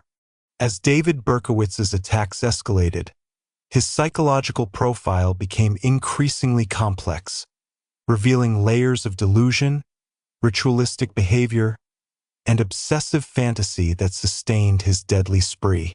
Beyond the strategic and operational planning of his killings, Berkowitz's internal world was governed by narratives that blurred reality and imagination, morality and self-justification. He believed he was acting under a higher directive, perceiving his victims as embodiments of sin, temptation, or defiance. These delusions provided a moral scaffolding for his violence, allowing him to frame murder as a righteous act rather than a criminal transgression. In his mind, the Son of Sam persona was both agent and arbiter, administering punishment with the authority of a self-imposed divine mandate. One striking element of Berkowitz's psychology was his engagement in ritualistic behavior. Each act of violence was preceded by meticulous observation, rehearsal, and preparation. He tracked the movements of potential victims, memorized street layouts, identified optimal angles for approach and escape, and rehearse scenarios in his mind, often repeatedly. This ritualization extended beyond mere planning. It functioned as a psychological stabilizer, transforming anxiety into control. By structuring both thought and action into repetitive, precise sequences, Berkowitz could manage his internal tension while maintaining operational efficiency. The killings themselves became the culmination of these rituals, each execution reinforcing his sense of control, mastery, and purpose. Berkowitz's delusions of grandeur and perceived moral authority were intertwined with his obsessive tendencies. He interpreted ordinary behaviors, social interactions, and cultural norms through a distorted moral lens, attributing transgression, sin, or threat where none objectively existed. In his writings and letters, he described his actions as a form of punishment, guided by divine instruction and justified by the perceived moral failings of his victims. These internal narratives created a powerful feedback loop. The more he committed acts of violence, the more his delusions were reinforced, and the more capable he became of sustaining additional attacks. Fear, control, and violence became mutually reinforcing components of a self-contained psychological ecosystem that both defined and empowered the Son of Sam identity. Isolation played a critical role in reinforcing these psychological structures. Berkowitz had long withdrawn from meaningful social connections, leaving him with limited external checks on his thoughts and behaviors. Without social reality testing or empathetic constraints, his obsessions and delusions could grow unchecked, becoming fully integrated into his operational logic. In this sense, social isolation did more than facilitate practical opportunity for violence. It created the mental conditions in which a complex, internally coherent, yet morally distorted narrative could flourish. Berkowitz's perception of reality became intertwined with his role as a punisher, his fantasies of authority seamlessly merging with the acts he committed on the streets of New York. The letters Berkowitz sent to police and media outlets provide further insight into the fusion of obsession, delusion, and ritualized behavior. Each correspondence was crafted with care, often including taunts, cryptic threats, and elaborate justifications for his actions.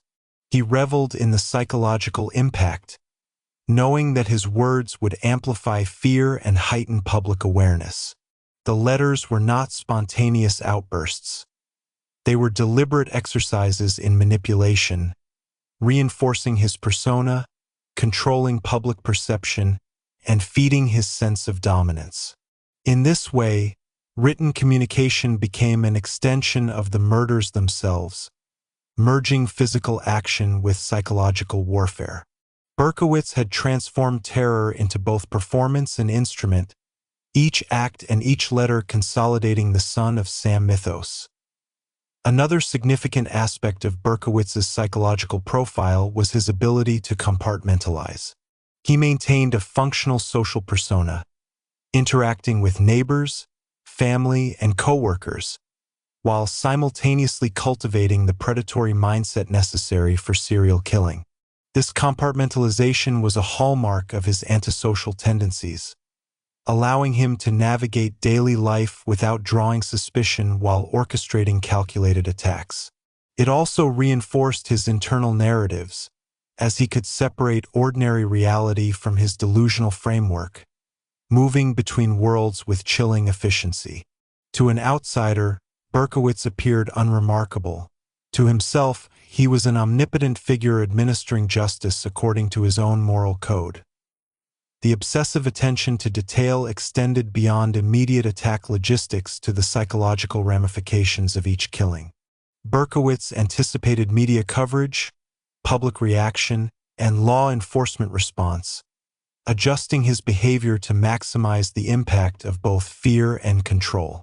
Each act of violence was not only a physical assertion of power but a psychological experiment, testing the city's response and refining his strategies. This level of cognitive engagement indicates not only strategic intelligence but also a deeply ingrained need for validation and reinforcement. The more successful the attack in generating terror, the more powerful and justified he felt. Fear became a feedback mechanism, cementing both identity and methodology in a dangerous cycle of escalation. Finally, Berkowitz's psychological profile reveals the interplay between pathology and circumstance. Environmental factors, social isolation, early trauma, obsession, moral delusion, and strategic intelligence converge to create a mind capable of sustained serial predation. The urban landscape of 1970s New York provided opportunity, anonymity, and a stage for the enactment of his fantasies. The city itself, combined with his psychological architecture, amplified both the reach and intensity of his crimes. In analyzing Berkowitz, one sees not just a killer, but a uniquely adapted predator whose intelligence, compulsion, and distorted morality allowed him to transform fear into both tool and weapon. Understanding the psychological architecture of David Berkowitz is essential to comprehending the Son of Sam phenomenon. He was not simply motivated by rage or impulse. He was driven by obsession, ritual, delusion, and a carefully constructed moral narrative. Every action, from the choice of victims to the timing of letters, was informed by an intricate psychological logic that combined strategy with pathology. The Son of Sam's terror was as much a product of his mind as his actions, a testament to the dangerous convergence of cognitive brilliance, obsessive compulsion, and moral distortion. It is within this understanding of Berkowitz's psyche that the true scope of his reign of terror and the profound impact on New York City can be fully grasped. Chapter 8: Letters from the Killer. The Son of Sam's communication and taunts. As the Son of Sam killings gripped New York City, the criminal narrative extended beyond the immediate acts of violence. David Berkowitz's letters, sent to police and newspapers, became a defining feature of his reign of terror. These communications were far more than mere confessions or taunts. They were calculated instruments of psychological manipulation, amplifying fear, shaping public perception, and establishing Berkowitz's persona as a figure of both omnipresence and moral authority. In examining the content, timing, and purpose of these letters, one gains insight not only into his strategic intelligence but also into the psychological and emotional mechanisms that sustained his spree. The earliest letters appeared shortly after the initial attacks, arriving with precise timing that maximized both law enforcement frustration and media attention. Each letter demonstrated meticulous attention to detail, carefully crafted phrasing, and a consistent narrative voice. Berkowitz referred to himself as the Son of Sam, a moniker that quickly captured public imagination and became synonymous with terror. In these letters, he intertwined personal grievance, moral judgment, and threats of future violence, creating a complex psychological profile that combined narcissism, delusion, and obsession. He carefully constructed the impression that he was omnipresent, capable of striking at any time, and fully in control of both his actions and their consequences for the city at large. The letters served multiple strategic purposes. On one level, they were a form of psychological warfare, instilling fear in the general population and reinforcing the perception of a city under siege. On another, they provided Berkowitz with validation and attention, confirming the power of his persona and reinforcing his delusional moral framework. Each letter was an exercise in control, shaping the narrative surrounding his crimes and demonstrating his awareness of the psychological impact of both action and communication. In this way, the letters were an extension of the killings themselves, a calculated method of amplifying terror beyond the immediate physical environment. Content analysis of the letters reveals recurring themes and strategies. Berkowitz often claimed moral or divine justification for his actions, presenting himself as an enforcer of punishment against sin, temptation, or societal transgression. These justifications were highly personalized, reflecting his internalized grievances and distorted worldview. At the same time, he issued threats, predicting future attacks and describing the potential consequences for specific neighborhoods or individuals. By combining moral reasoning with implied menace, he crafted a narrative in which he was both judge and executor, capable of instilling fear while maintaining an aura of authority. The psychological impact of such communications cannot be overstated. They extended the reach of his crimes, creating a citywide sense of vulnerability and paranoia that far exceeded the physical locations of his attacks. Berkowitz's letters also displayed evidence of strategic intelligence and media awareness. He knew that newspapers would publish his words, amplifying their reach and reinforcing his mythos. In several letters, he directly addressed the media, taunting journalists, challenging authorities, and framing his narrative to maintain public attention. He understood the symbiotic relationship between crime and coverage, exploiting both to maximize fear and enhance his identity. Each communication was carefully timed and worded, designed to create uncertainty and suspense while maintaining the illusion of omnipotence. In this sense, Berkowitz was not merely a killer, he was a manipulator of narrative and perception, leveraging letters as tools of psychological dominance. The stylistic elements of the letters also offer insights into Berkowitz's personality and cognitive processes. Linguistic analysis suggests a high level of intelligence, methodical planning, and self-conscious construction of persona. He frequently used specific phrasing to evoke fear, maintain ambiguity, and reinforce the sense of moral authority. Misspellings, capitalization, and stylistic quirks were intentional or reflective of his cognitive patterns, contributing to an overall impression of unpredictability and eccentricity. In each correspondence, Berkowitz projected both menace and control, carefully balancing the fear-inducing impact of his words with the need to sustain the myth of the Son of Sam as a dominant, omniscient presence. The letters also reveal the interplay between obsession and reinforcement. Each communication served as feedback, validating his perceived influence over the city, the media, and law enforcement. The public's response, the widespread fear, and the intense media attention reinforced his self-concept as a powerful figure, capable of shaping behavior and perception beyond his immediate reach.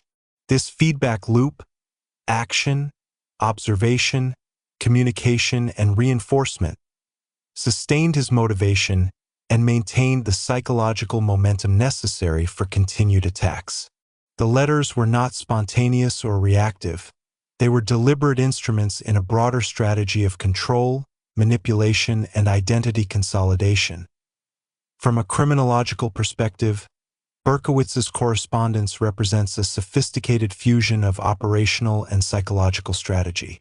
He was aware of the dual impact of his actions: the immediate physical consequences of violence and the extended psychological consequences mediated through letters and media coverage. This duality highlights a level of planning and cognitive sophistication unusual even among serial offenders. By controlling both the physical and symbolic dimensions of his crimes, Berkowitz transformed the Son of Sam from an individual predator into a pervasive, citywide phenomenon, shaping public consciousness and intensifying fear across social, geographic, and psychological dimensions. The content of the letters also underscores Berkowitz's obsession with narrative control. By dictating how his actions were interpreted, he not only amplified public terror, but also reinforced his own moral and psychological framework. Each letter reinforced the narrative of divine mandate, moral righteousness, and strategic omnipotence. Victims, neighborhoods, and law enforcement became characters in a broader story in which Berkowitz occupied the central, commanding role.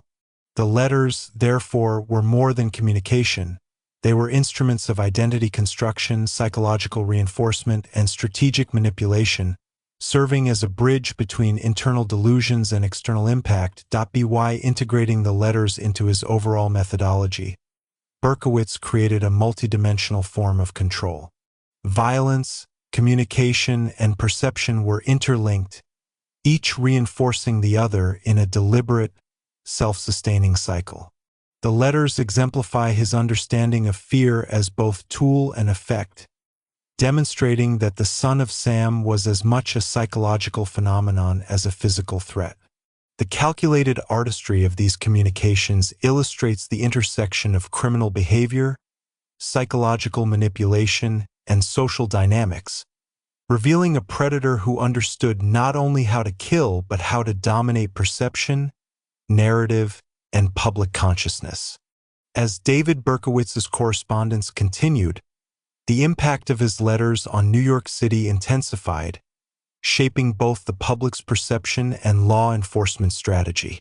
Each letter, meticulously crafted, was designed not only to taunt authorities, but also to amplify the terror already gripping the city. Berkowitz understood that his communications extended the reach of his crimes far beyond the physical locations of his attacks, transforming the city itself into a stage for psychological manipulation. The letters were carefully timed, often coinciding with new shootings, creating a chilling interplay between action and communication that kept both the public and police on edge. The content of the letters evolved over time, reflecting an increasingly elaborate construction of the Son of Sam persona.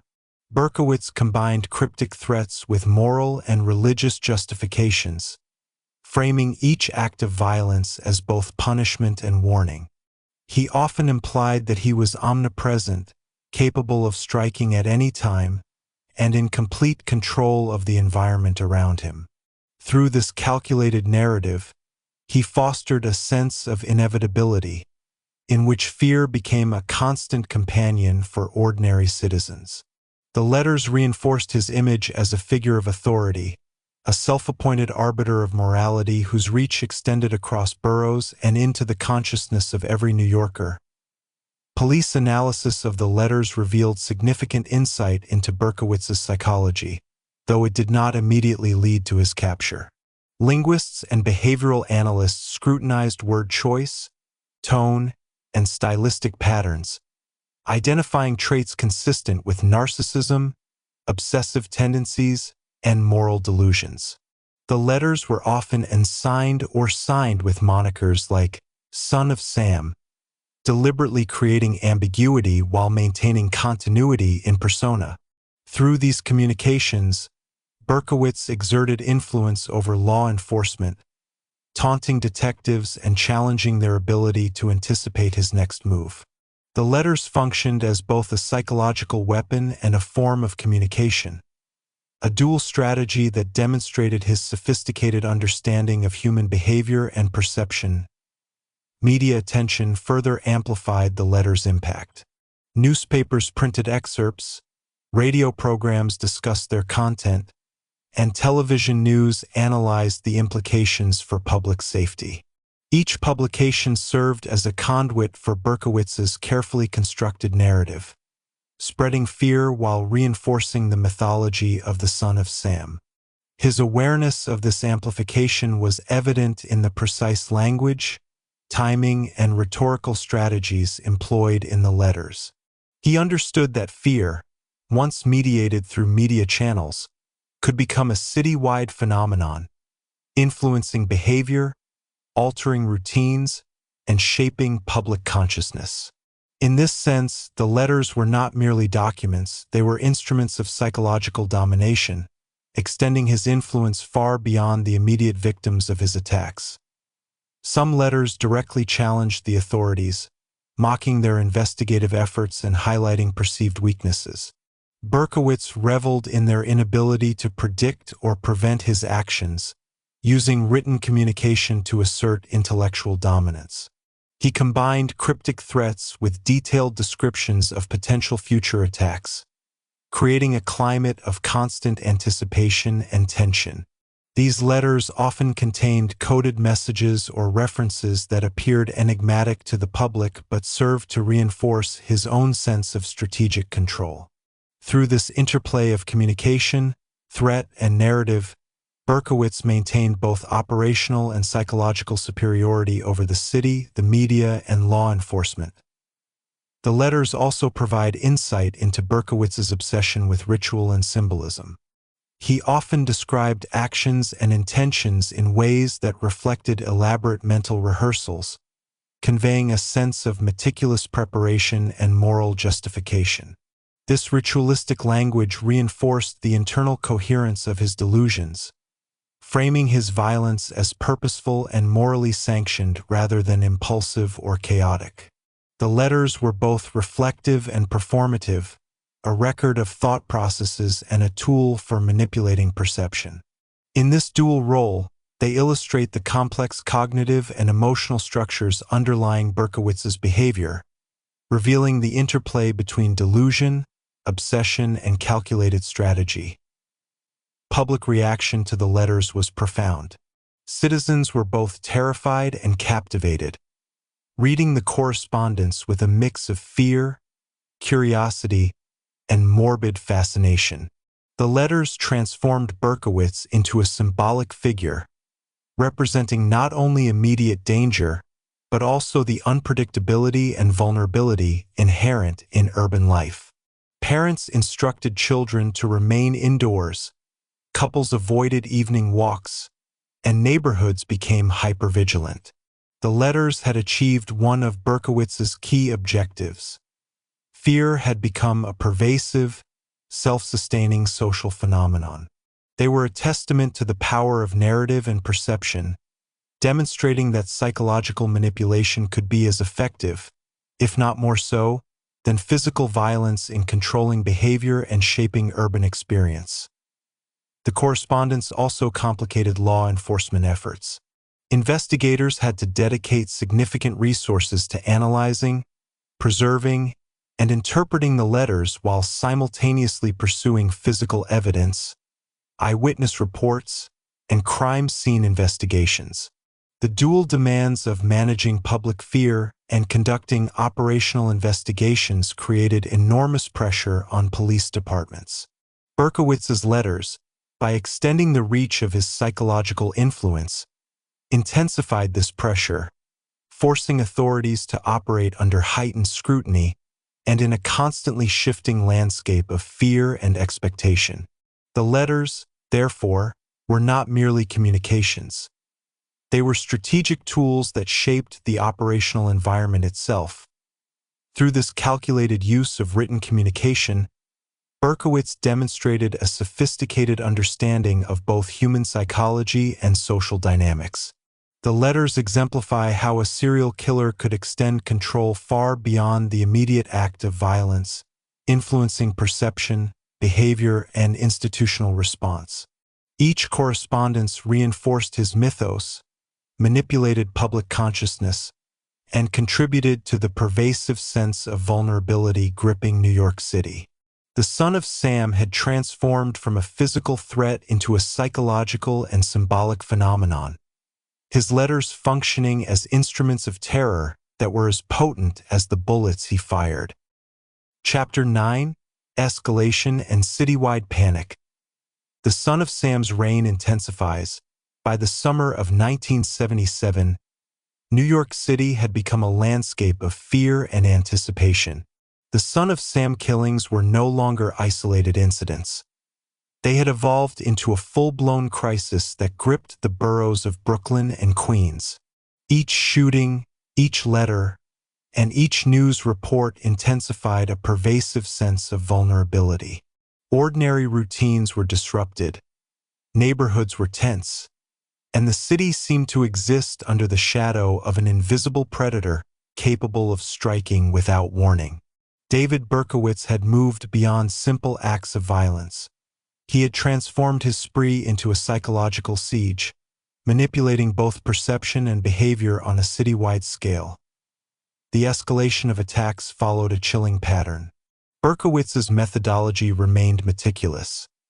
He selected victims based on opportunity, visibility, and the potential to amplify fear, ensuring that each act of violence created maximum psychological impact. Couples walking at night were prime targets, chosen not only for accessibility but for their symbolic value. In his delusional worldview, these victims represented defiance, temptation, or societal vulnerability, elements that required punishment. The randomness of the attacks, combined with the careful observation and preparation underpinning each shooting, generated widespread uncertainty. Citizens could not predict where or when the next attack would occur, amplifying the sense of omnipresence associated with the son of Sam. Public reaction mirrored the escalating danger. Parents strictly monitored their children, couples avoided evening walks, and even groups traveling together exhibited heightened vigilance. Public transport usage declined, and neighborhoods organized informal watch systems. Fear had become embedded in daily life, shaping behavior in ways that extended far beyond the immediate risk of violence. This collective anxiety was both a consequence and a tool of Berkowitz's reign. By understanding and exploiting human psychology, he had created an environment in which fear itself reinforced his power, producing compliance and anticipation without the need for physical intervention in every scenario. The city had become both stage and participant in the ongoing drama of the son of Sam. Law enforcement faced enormous pressure to respond effectively. Multiple precincts coordinated intensive investigations, relying on a combination of eyewitness reports, forensic evidence, and emerging behavioral profiling techniques. Detectives worked tirelessly to anticipate the killer's next move. Yet Berkowitz's calculated randomness rendered conventional strategies only partially effective. Each attack provided limited, often contradictory information. Partial descriptions, varying locations, and seemingly random victim profiles complicated predictive efforts. The police were engaged in a complex interplay of observation, anticipation, and reaction, striving to protect a city in constant fear while attempting to solve a puzzle whose pieces were deliberately scattered. The media's role in escalating the psychological dimension of the crisis was profound. Newspapers printed detailed reports of each attack, emphasizing the randomness, unpredictability, and brutality of the shootings. Television and radio broadcasts disseminated warnings, interviewed witnesses, and analyzed investigative efforts, further amplifying the sense of danger. Berkowitz, acutely aware of the media's reach, continued to exploit it through letters and strategic timing. Each publication reinforced his persona, transforming him from a series of violent acts into a symbolic figure representing fear, unpredictability, and control. The synergy between crime and coverage intensified the citywide panic, demonstrating the power of narrative in shaping collective experience. Berkowitz's operational discipline was a crucial element in sustaining this escalation. He carefully observed urban patterns, selecting locations that provided escape routes and minimized risk of apprehension. Street lighting, witness presence, and environmental variables were all analyzed in advance, ensuring that each attack could be executed with precision.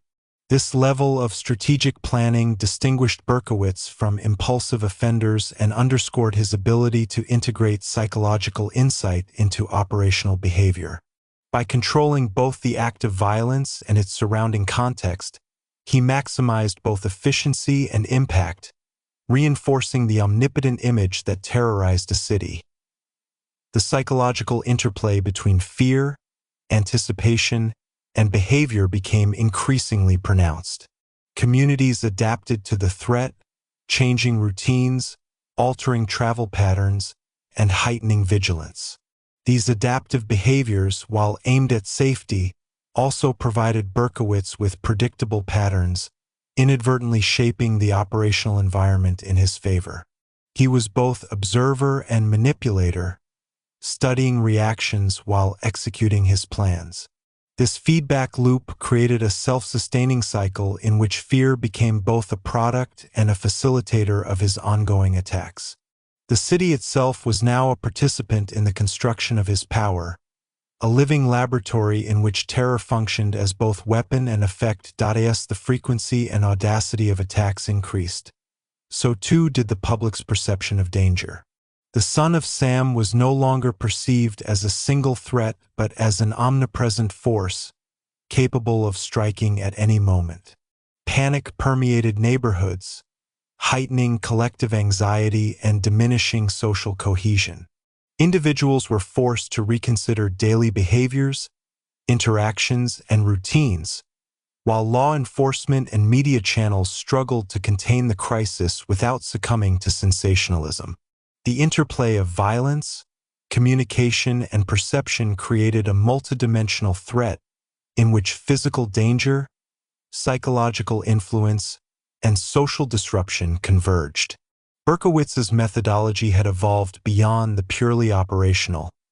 He had engineered a climate of fear that enveloped the city itself. Investigators, meanwhile, intensified efforts to synthesize disparate data points into actionable insight. Behavioral analysts examined letters, eyewitness accounts, and crime scene details to build a psychological profile that could guide tactical decisions. The profile suggested a solitary male, likely socially isolated, with obsessive tendencies and a distorted moral framework. Combined with environmental observation and meticulous planning, these insights began to narrow the scope of potential suspects. Yet the complexity of Berkowitz's strategy, integrating action, communication, and psychological manipulation, continued to confound conventional investigative methods. The escalation of his attacks was not merely a function of increased activity but of sophisticated orchestration, blending violence, fear, and narrative control into a single, ongoing campaign. By the summer's end, the Son of Sam's reign had reached a terrifying apex. The city's daily life was reshaped by fear, law enforcement faced mounting pressure, and media coverage amplified both panic and fascination. Berkowitz's combination of meticulous planning, psychological manipulation, and operational discipline created a predator who was as effective symbolically as he was physically. The escalation of attacks transformed New York into a city under siege, a living testament to the dangerous intersection of pathology, strategy, and urban vulnerability. The Son of Sam had achieved more than notoriety.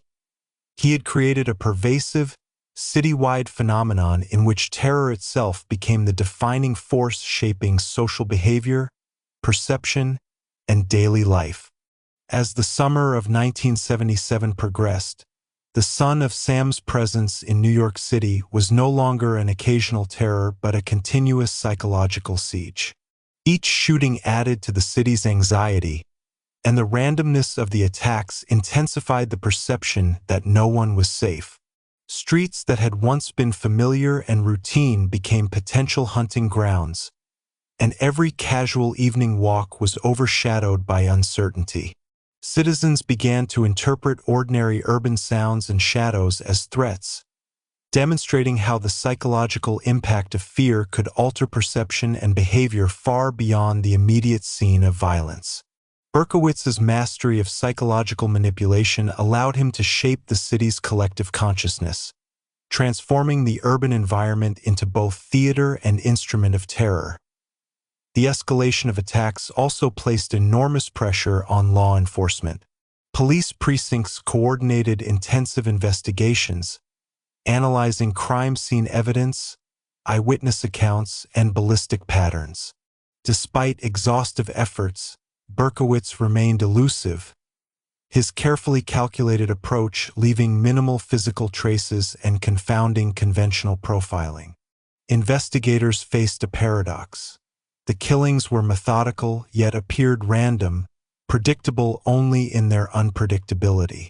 Detectives were forced to navigate an intricate interplay of observation, strategy, and intuition, striving to anticipate the next strike while managing mounting public fear. Each failed prediction intensified pressure on the police and elevated the killer's perception of omnipotence. Media coverage continued to amplify the tension. Newspapers published detailed accounts of each shooting, radio programs provided repeated advisories, and television news featured expert analyses and interviews with law enforcement.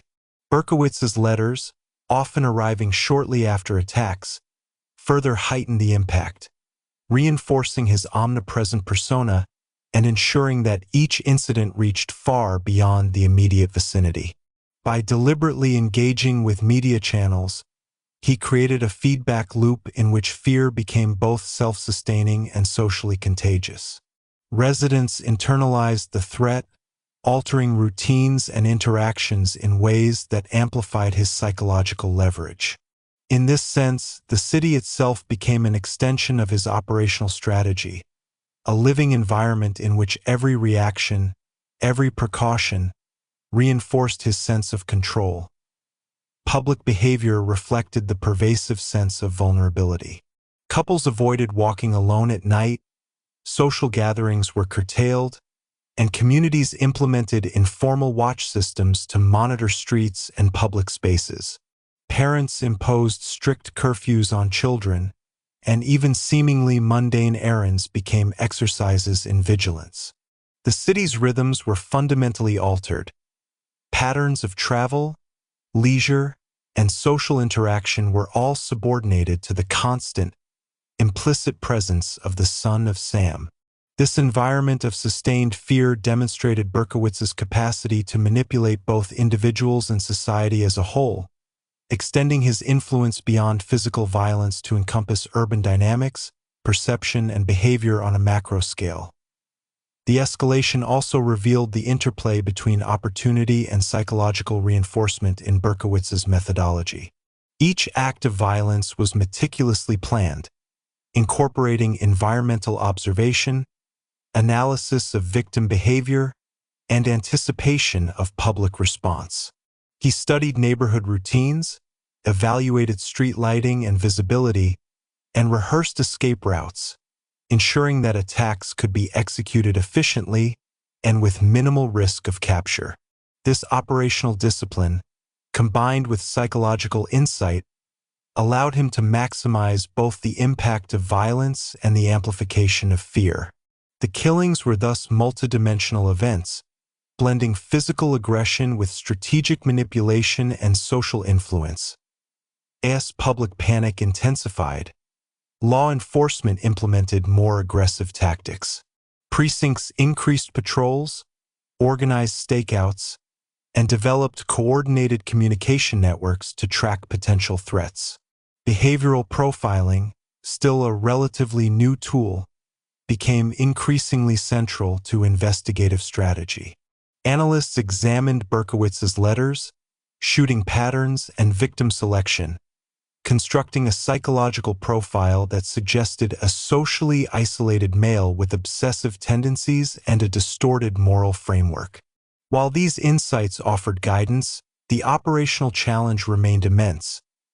Berkowitz's adaptability, careful planning, and understanding of human behavior made him extraordinarily difficult to anticipate or intercept.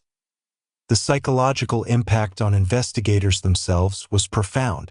Officers worked under intense pressure, aware that any miscalculation could result in another victim. Witness statements were often inconsistent, evidence was limited, and the public demanded results. The combination of fear, media scrutiny, and operational uncertainty created a high-stress environment in which law enforcement personnel were both participants in and observers of the citywide hysteria. Berkowitz's mastery of perception extended even to those tasked with apprehending him, demonstrating the depth and sophistication of his manipulative capabilities. As the Son of Sam's attacks continued, the city's social fabric was profoundly affected. Fear infiltrated daily life, altering patterns of interaction, movement, and social engagement. Ordinary routines, walking home, commuting, attending social gatherings, became acts fraught with risk and apprehension. Neighborhoods became hypervigilant, creating a network of observation and anxiety that mirrored Berkowitz's own surveillance methods. In essence, the predator had transformed the entire urban environment into a reflection of his strategy, a city organized by fear, anticipation, and psychological manipulation. By late summer 1977, the Son of Sam phenomenon had reached a climax of intensity. The combination of physical attacks, letters, media amplification, and public response created a pervasive, city-wide atmosphere of terror. Berkowitz's strategic intelligence, ritualistic planning, and psychological insight had elevated him from a violent individual to a symbol of omnipresent fear, demonstrating the intersection of pathology, cognition, and environmental manipulation. New Yorkers lived under a constant shadow of uncertainty, and the city itself had become both stage and instrument of a uniquely calculated reign of terror. The escalation of violence and panic would ultimately set the stage for the intensive investigative breakthroughs that would lead to the unraveling of Berkowitz's carefully constructed persona. Chapter 10: The Breakthrough. How police closed in on Berkowitz. By the late summer of 1977, New York City's fear had reached an almost palpable intensity. The Son of Sam killings had transformed neighborhoods into zones of heightened vigilance, and every nighttime walk was shadowed by suspicion and dread. Yet, behind the terror and the citywide panic, law enforcement was steadily piecing together the threads that would ultimately lead to David Berkowitz. This breakthrough was not the result of a single moment of luck, but of methodical analysis, painstaking observation, and the relentless application of both traditional detective work and emerging behavioral profiling techniques. It was the culmination of a strategy that integrated forensics, psychology, community intelligence, and sheer persistence. The initial clues that led investigators closer to Berkowitz were subtle but significant. Witness descriptions, although often incomplete and contradictory, contained patterns. Victims reported seeing a man with distinct physical characteristics, medium height, dark hair, a general nervous energy, and the casual mannerisms of someone trying not to draw attention. When cross-referenced across multiple incidents, these details provided a foundational behavioral and physical profile.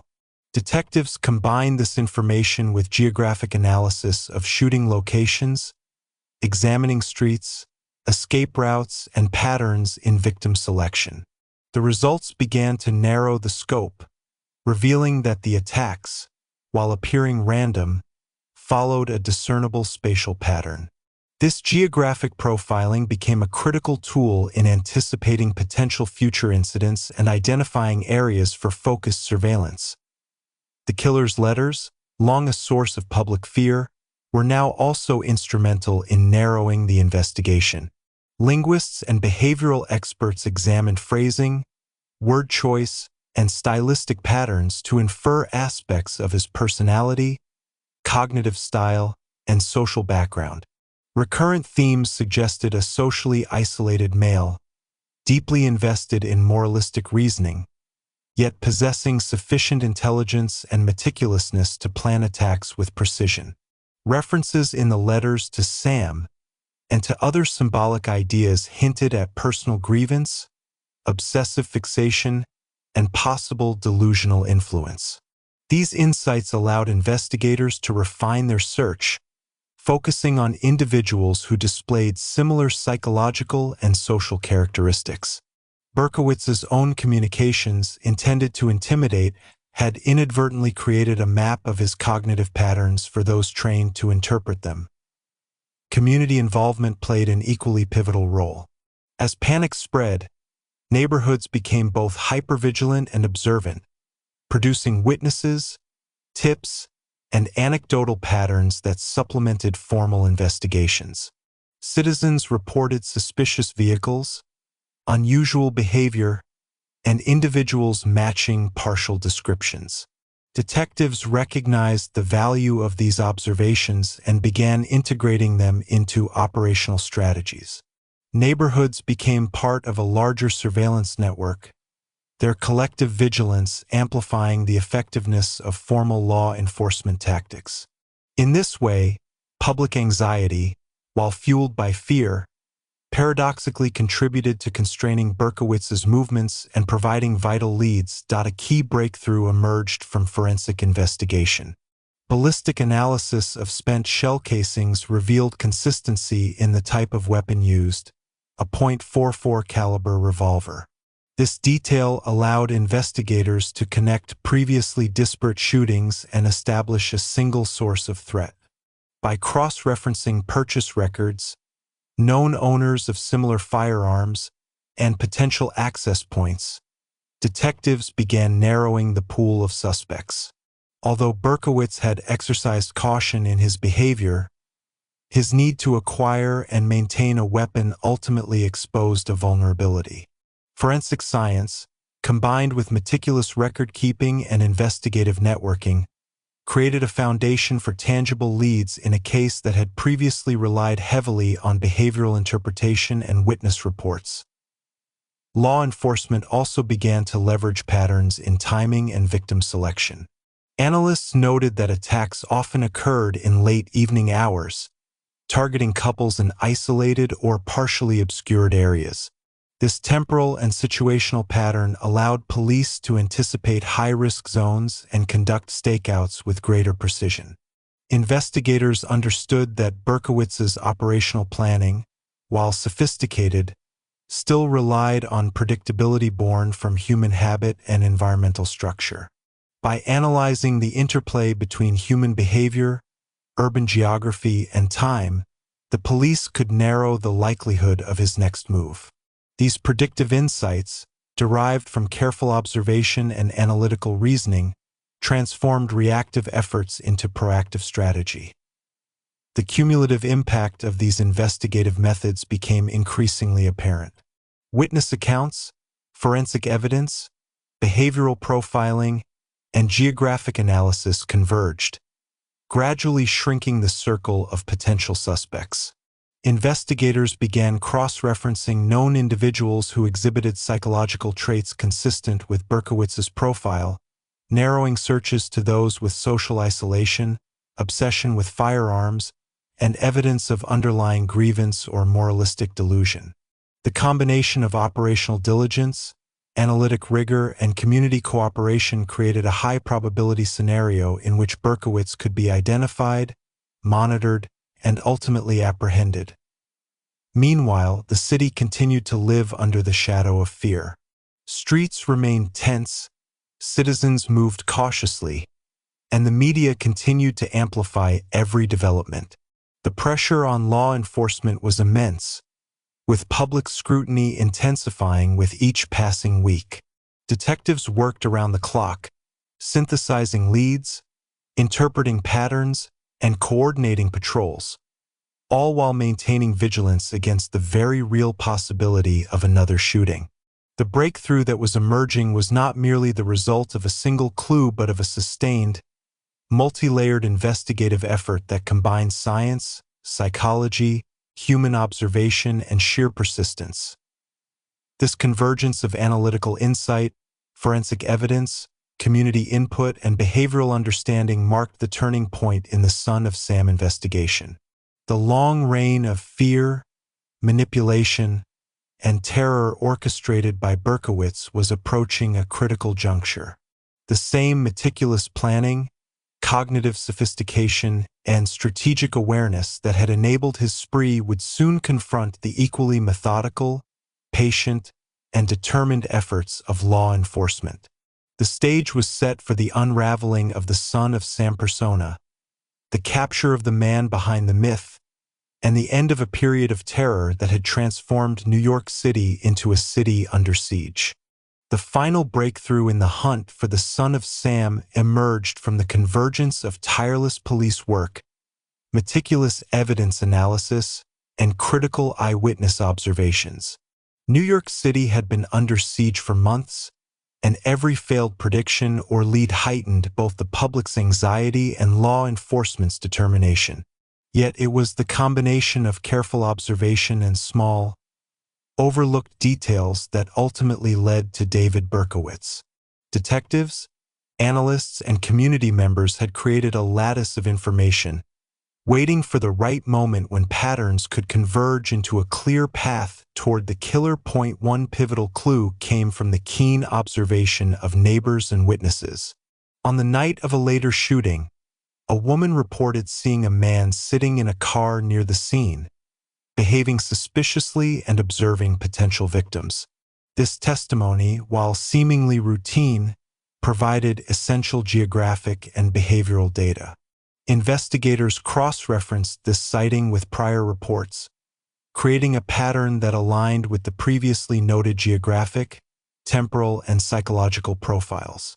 Berkowitz's habitual routines, meticulous planning, and careful observation had inadvertently left traces of predictability that, when combined with forensic and behavioral insights, became actionable leads.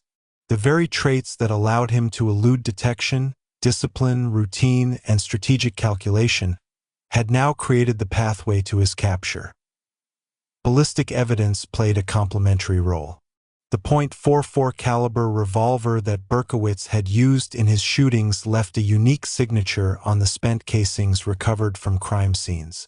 Forensic experts meticulously compared shell casings, confirming consistency and linking multiple attacks to a single weapon. This evidence provided law enforcement with a tangible connection between the disparate incidents, establishing the continuity of the threat and narrowing the investigative focus. Records of firearm ownership and purchase were cross-checked against potential suspects who fit the behavioral and social profile previously developed by police analysts. Here, Berkowitz's operational needs, owning, handling, and maintaining a firearm, provided a tangible vulnerability that investigators could exploit. Behavioral profiling had reached a critical stage by this point.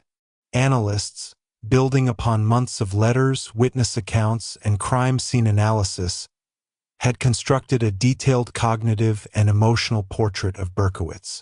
The profile indicated a socially isolated male, obsessed with firearms, morally deluded, and driven by both rage and compulsion. This profile guided operational decisions, informing patrol allocations, stakeouts, and community engagement strategies. The integration of behavioral insight with tangible evidence and geographic mapping allowed investigators to focus resources with precision, increasing the likelihood of intercepting the killer while maintaining public safety and managing citywide panic. The culmination of these efforts occurred during a stakeout on a residential street in the Bronx.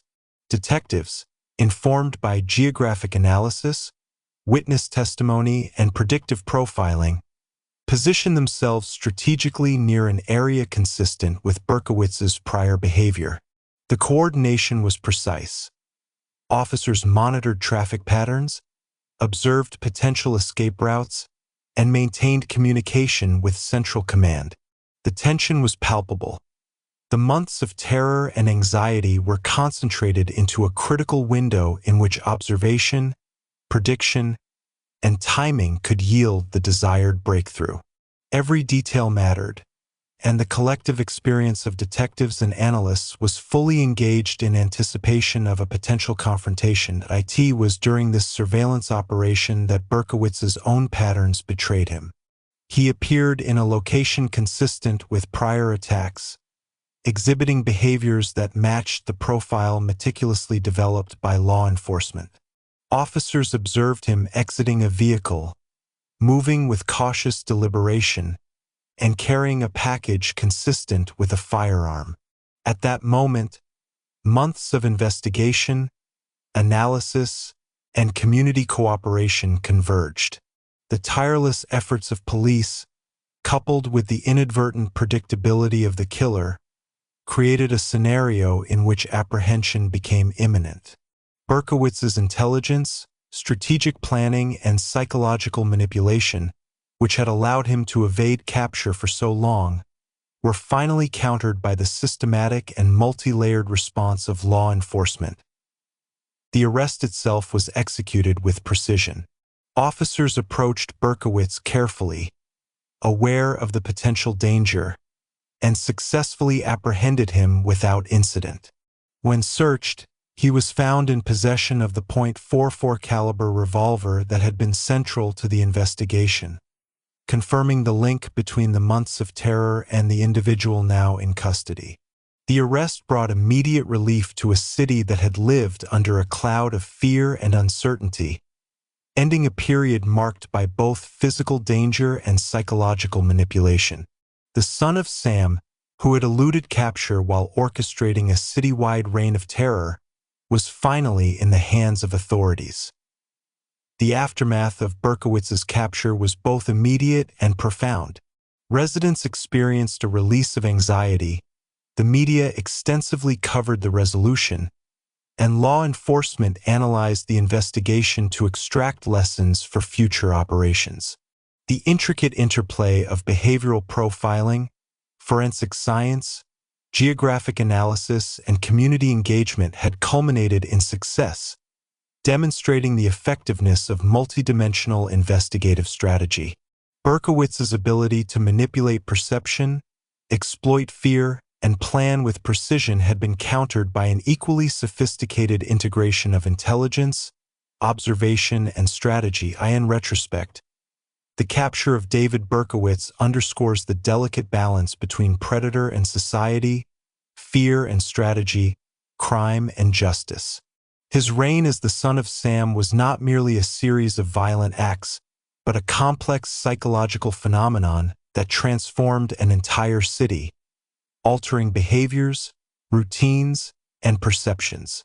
Yet the relentless application of investigative rigor, combined with the courage and diligence of law enforcement, ultimately restored order and security. The breakthrough was the result of months of observation, analysis, and cooperation, and it serves as a landmark example of how methodical strategy, applied across multiple dimensions of evidence and human behavior, can counter even the most calculated threats.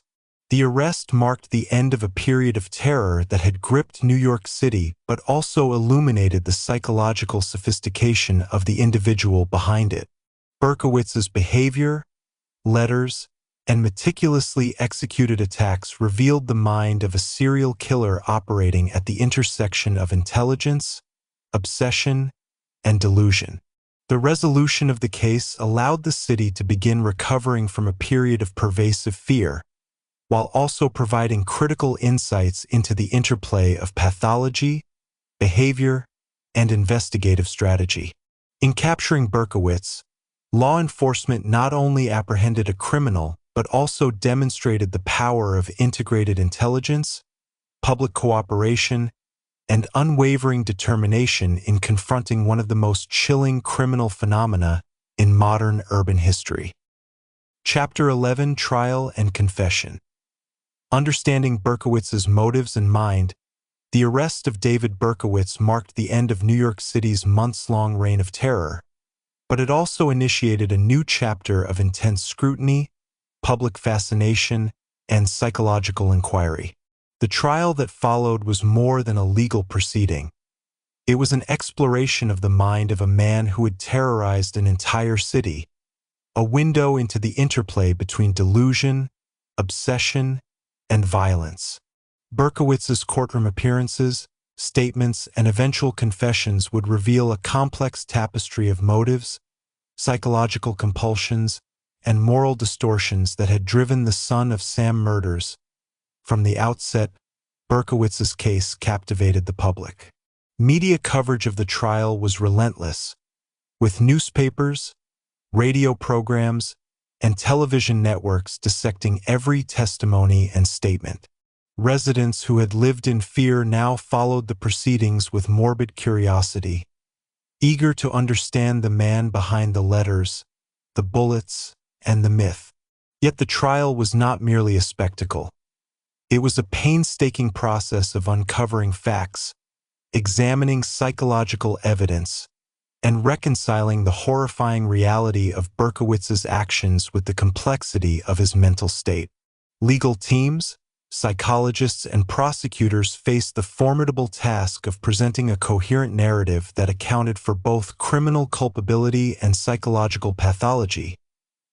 Berkowitz's initial statements to investigators and in court provided crucial insight into his mindset. He described an intense compulsion to commit violence, driven by what he perceived as external commands and moral imperatives.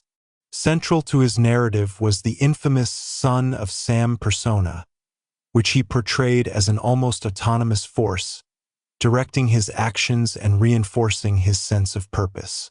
While this explanation reflected elements of psychological distortion, it also demonstrated the sophistication of his self-constructed narrative. He carefully articulated his sense of obligation, moral justification, and internal conflict, framing his crimes as the result of both compulsion and a perceived higher directive. Psychologists who examined Berkowitz emphasized the complexity of his mental state. He displayed traits consistent with obsessive-compulsive tendencies, delusional thinking, and antisocial behavior, yet he also exhibited strategic intelligence, planning, and adaptive social functioning. This combination of pathology and capability created a paradox. A man capable of meticulous planning and manipulation, yet deeply impaired by delusion and compulsion. The trial proceedings allowed these insights to be documented, analyzed, and presented, offering a rare opportunity to examine the intersection of criminal action and psychological abnormality in a high-profile urban case. Berkowitz's confessions were both chilling and revealing. He described the process of selecting victims, planning attacks, and observing urban routines with calculated precision. Yet these descriptions were interwoven with moralistic reasoning, delusional beliefs, and references to external influences, including imagined commands from supernatural forces. He framed each murder as a necessary act, a punishment for perceived transgressions, and a reinforcement of the Son of Sam identity. This combination of confession and justification highlighted the dual nature of his criminality. Acts of violence executed with precision, yet motivated by deeply distorted cognitive and moral frameworks. The trial also highlighted the role of ritual and routine in Berkowitz's behavior.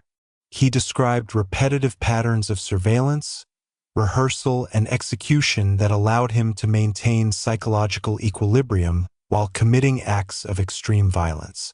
These rituals were not merely operational. They provided internal validation, a sense of control, and reinforcement of the narrative in which he was both punisher and agent of moral justice.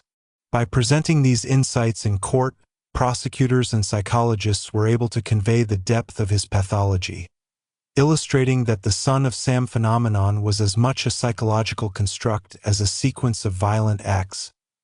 Public fascination with the trial was fueled not only by the gruesome nature of the crimes but also by the letters and communications Berkowitz had sent during his spree.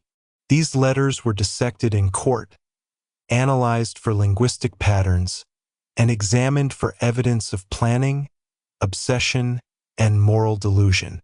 They became tangible artifacts linking psychological theory to real-world action, demonstrating how compulsive behavior, strategic planning, and delusional thinking could manifest in a sustained pattern of terror. The letters were central to understanding Berkowitz's dual role as both individual predator and orchestrator of citywide fear. Defense attorneys initially explored arguments related to mental illness, attempting to establish diminished capacity and the influence of compulsive delusion. They emphasized Berkowitz's social isolation, early experiences of trauma, and delusional framework as mitigating factors. Yet the prosecution countered with evidence of meticulous planning, behavioral consistency, and operational sophistication, demonstrating that despite his psychological abnormalities, Berkowitz retained sufficient awareness to understand the nature and consequences of his actions. The trial became a complex negotiation between understanding pathology and asserting accountability, balancing psychological insight with legal standards of culpability. Witness testimony further illuminated the broader impact of Berkowitz's actions. Victims, neighbors, and law enforcement officers recounted the pervasive fear, the disruption of routines, and the psychological strain imposed on the city. These accounts underscored that the Son of Sam's reign of terror extended far beyond individual attacks, creating a social phenomenon in which fear, uncertainty, and anticipation reshape behavior and social interaction.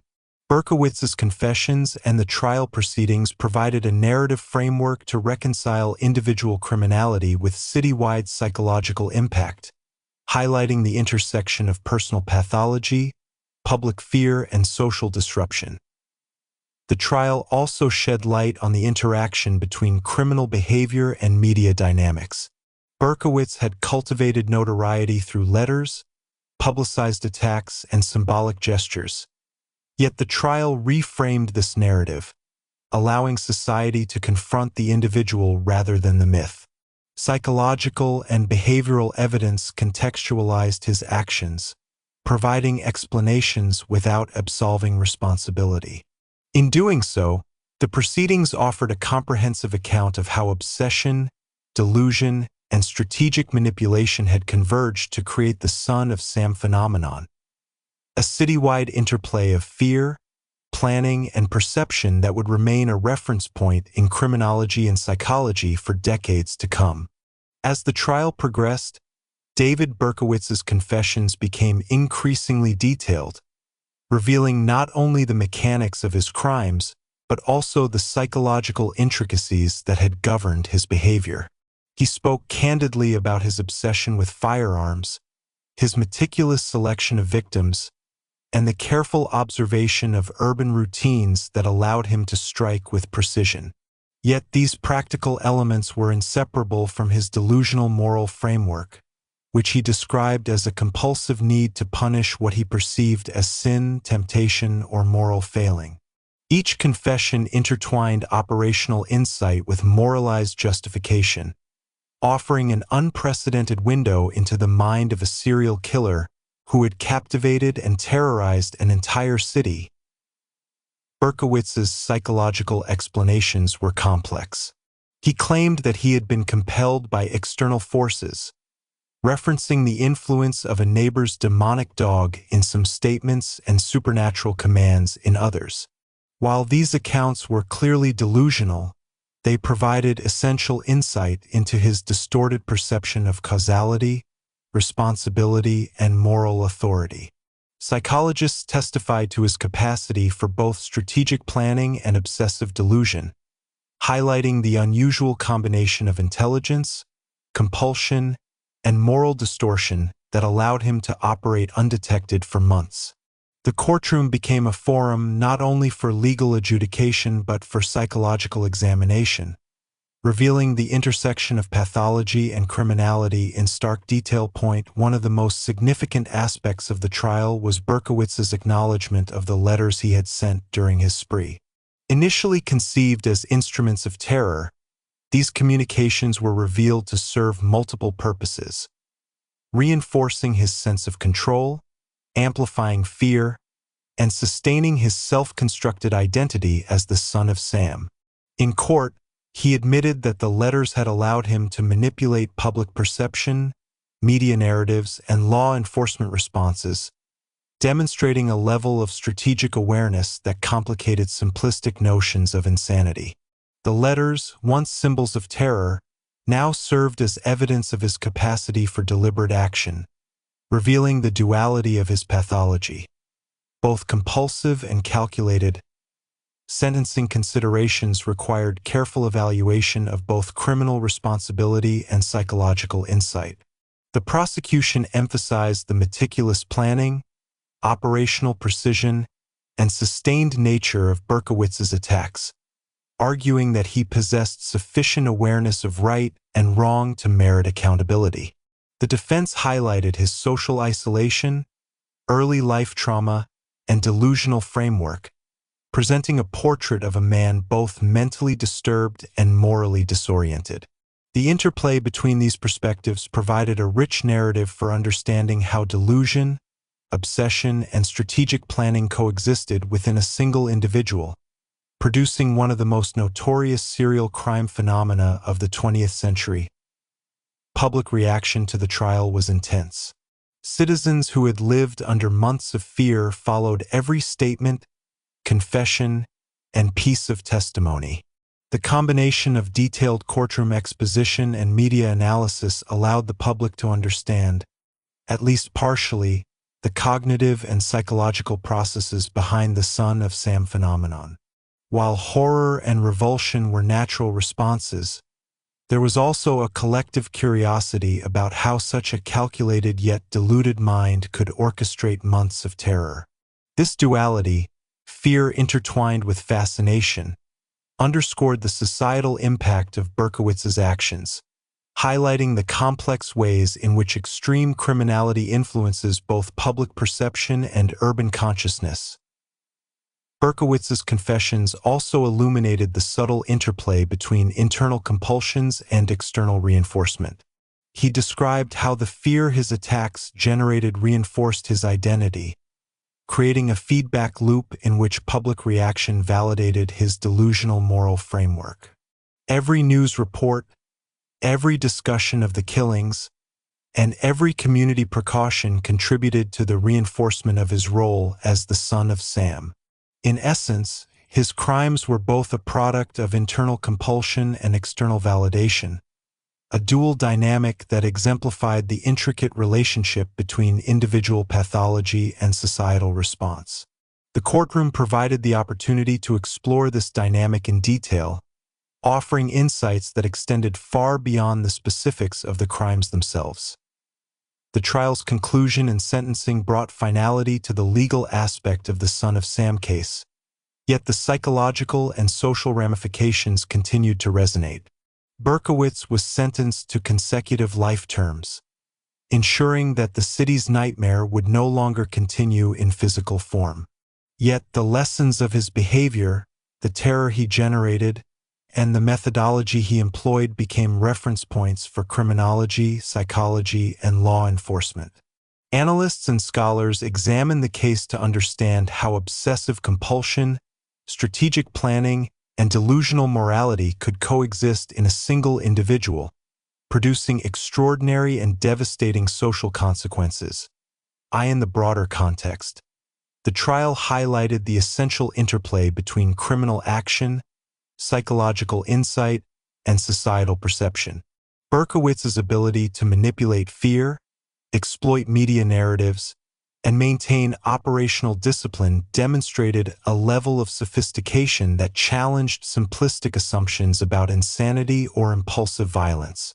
At the same time, the court proceedings illuminated the consequences of delusion when coupled with intelligence and opportunity, providing a comprehensive understanding of the dynamics that allowed the Son of Sam phenomenon to unfold. The trial, confession, and sentencing collectively revealed a mind at once calculating and deluded, a complex interplay of pathology, strategy, and moral distortion that would remain a defining case study in modern criminology. Chapter 12: Incarceration and Reflections. Berkowitz behind bars. Following his sentencing, David Berkowitz was incarcerated, marking the transition from a city under siege to a controlled environment where his actions and psyche could be monitored more directly. Prison, while restrictive in physical freedom, became a space in which Berkowitz could reflect, articulate, and in some ways, reconstruct the narrative of his life and crimes. For law enforcement, psychologists, and criminologists, his incarceration provided a unique opportunity to study the mind of a serial killer in a controlled setting, examining not only his reflections on past behavior but also the evolution of his identity after the cessation of violent acts. From the beginning of his incarceration, Berkowitz was subjected to intensive psychological evaluation. Experts aimed to understand the origins, structure, and persistence of his delusions and compulsions. He exhibited traits commonly associated with obsessive-compulsive behavior, delusional thought patterns, and narcissistic tendencies, but he also demonstrated intelligence and a capacity for introspection.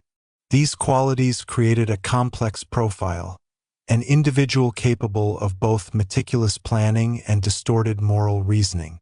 Assessments focused not only on his actions during the Son of Sam killings, but also on the developmental and environmental factors that may have contributed to his pathology, including early childhood experiences, social isolation, and perceived rejection or grievance. Berkowitz's reflections on his crimes revealed a nuanced awareness of his own motivations.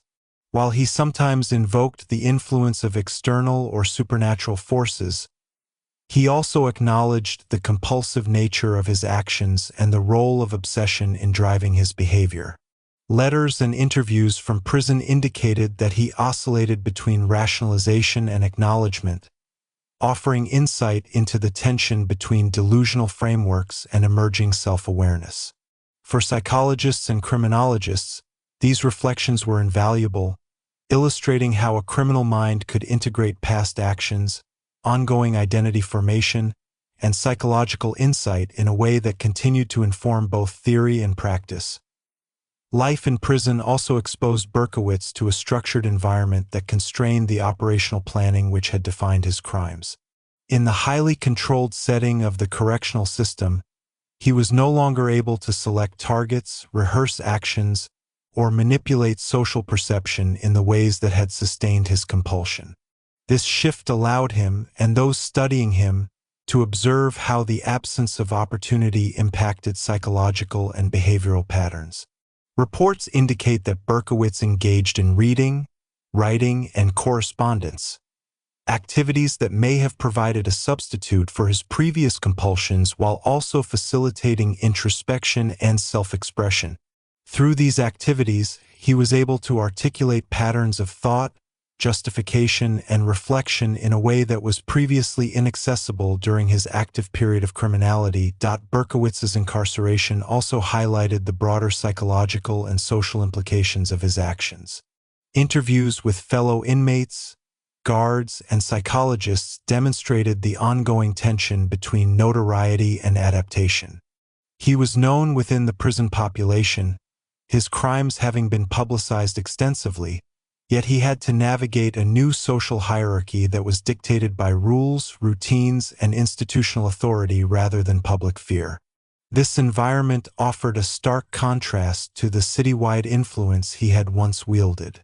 Psychologists noted that adapting to the constraints of prison life required cognitive and emotional regulation, providing insight into the malleability of behavior when external pressures, consequences, and structures changed dramatically.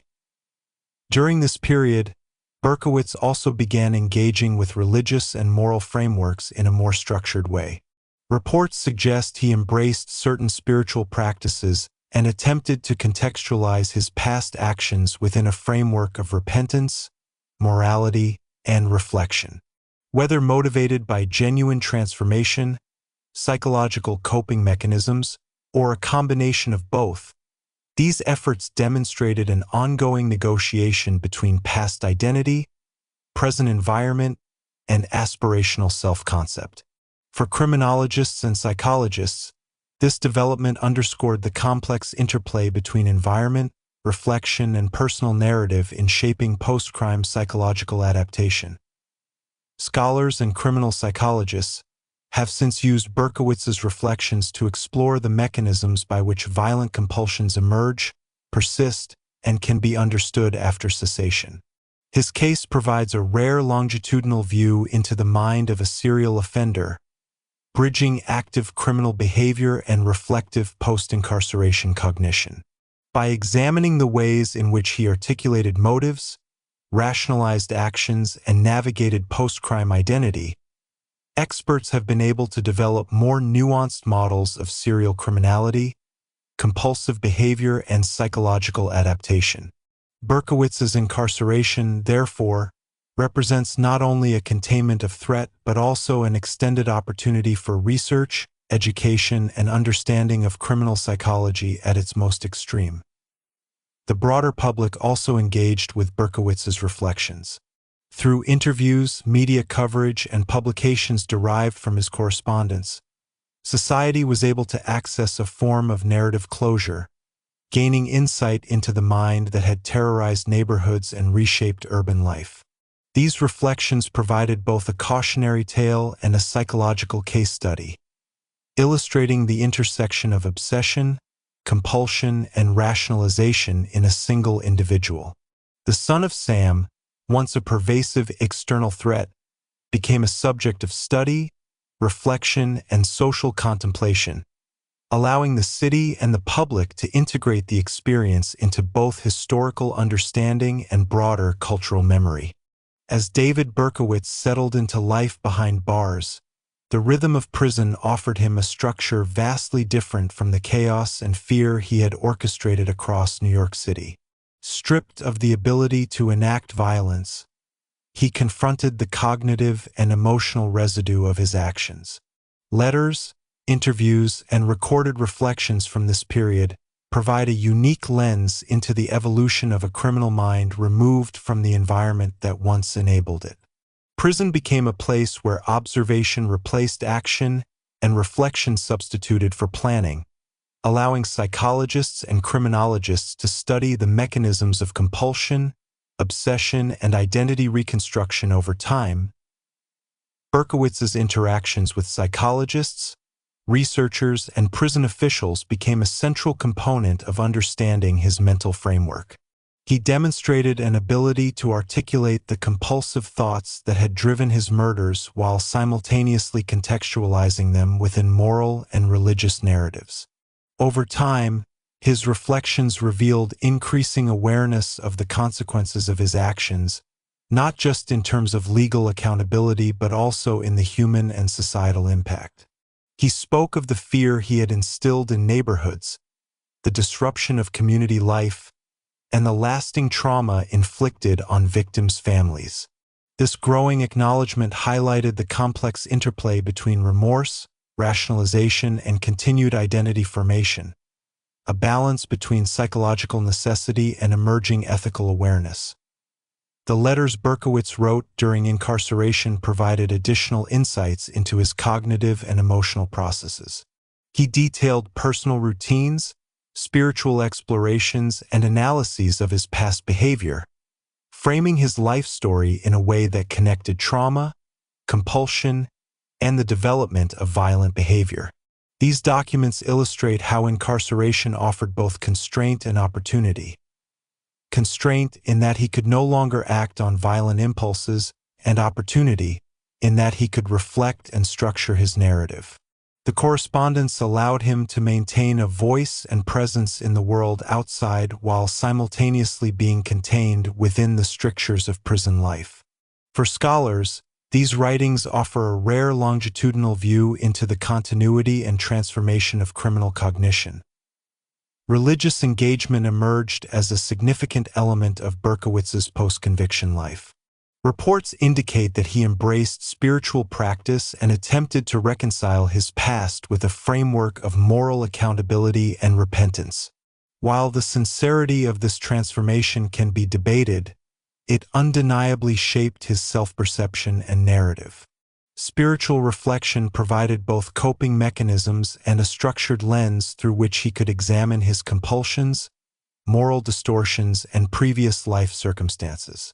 These explorations contributed to a deeper understanding of the interplay between personal belief systems, moral reasoning, and criminal behavior, offering invaluable lessons for criminologists and psychologists studying rehabilitation, delusion, and identity reconstruction. Berkowitz's social interactions within the prison system were equally revealing. He navigated the complex hierarchy of inmate life, balancing notoriety with the need for adaptation and survival.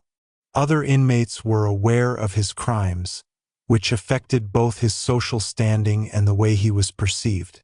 In these interactions, Berkowitz displayed elements of self-regulation, strategic communication, and awareness of social dynamics, further demonstrating that despite his delusional and compulsive tendencies, he retained a capacity for cognitive flexibility and adaptive behavior.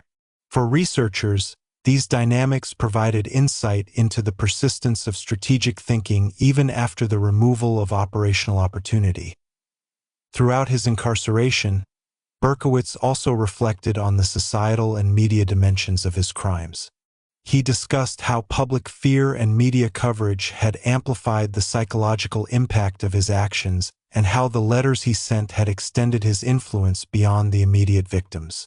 These reflections reveal a sophisticated understanding of perception, communication, and social influence, highlighting that his criminality was not solely physical, but also psychological and symbolic. By manipulating narrative, fear, and social attention, Berkowitz had created a form of power that extended across the city, a power he now retrospectively analyzed from within the confines of prison. The psychological research conducted during this period extended beyond individual study. Berkowitz's reflections, interviews, and writings informed broader theories of serial criminality, compulsion, and delusion. Analysts examined the relationships between early life trauma, social isolation, obsessive tendencies, and the development of moralized delusions. His case provided empirical grounding for understanding how these factors could combine to produce a serial killer capable of both operational precision and profound psychological manipulation. Moreover, the longitudinal nature of his incarceration offered insights into how containment, reflection, and structured intervention could alter behavior and self-concept over time. Ultimately, Berkowitz's life behind bars illustrates the intersection of criminal action, psychological reflection, and societal analysis. The son of Sam, once an external force of fear and chaos, became a subject of observation, study, and understanding. His reflections illuminate not only the mechanics of serial criminal behavior, but also the cognitive and emotional processes that underpin obsession, compulsion, and identity reconstruction. In the controlled environment of incarceration, the transformation from active predator to reflective subject offered a rare and invaluable opportunity for insight into the mind of one of America's most infamous serial killers, a man who had once terrorized a city and now provided a window into the depths of human pathology, adaptation, and contemplation. Chapter 13: Legacy and Influence.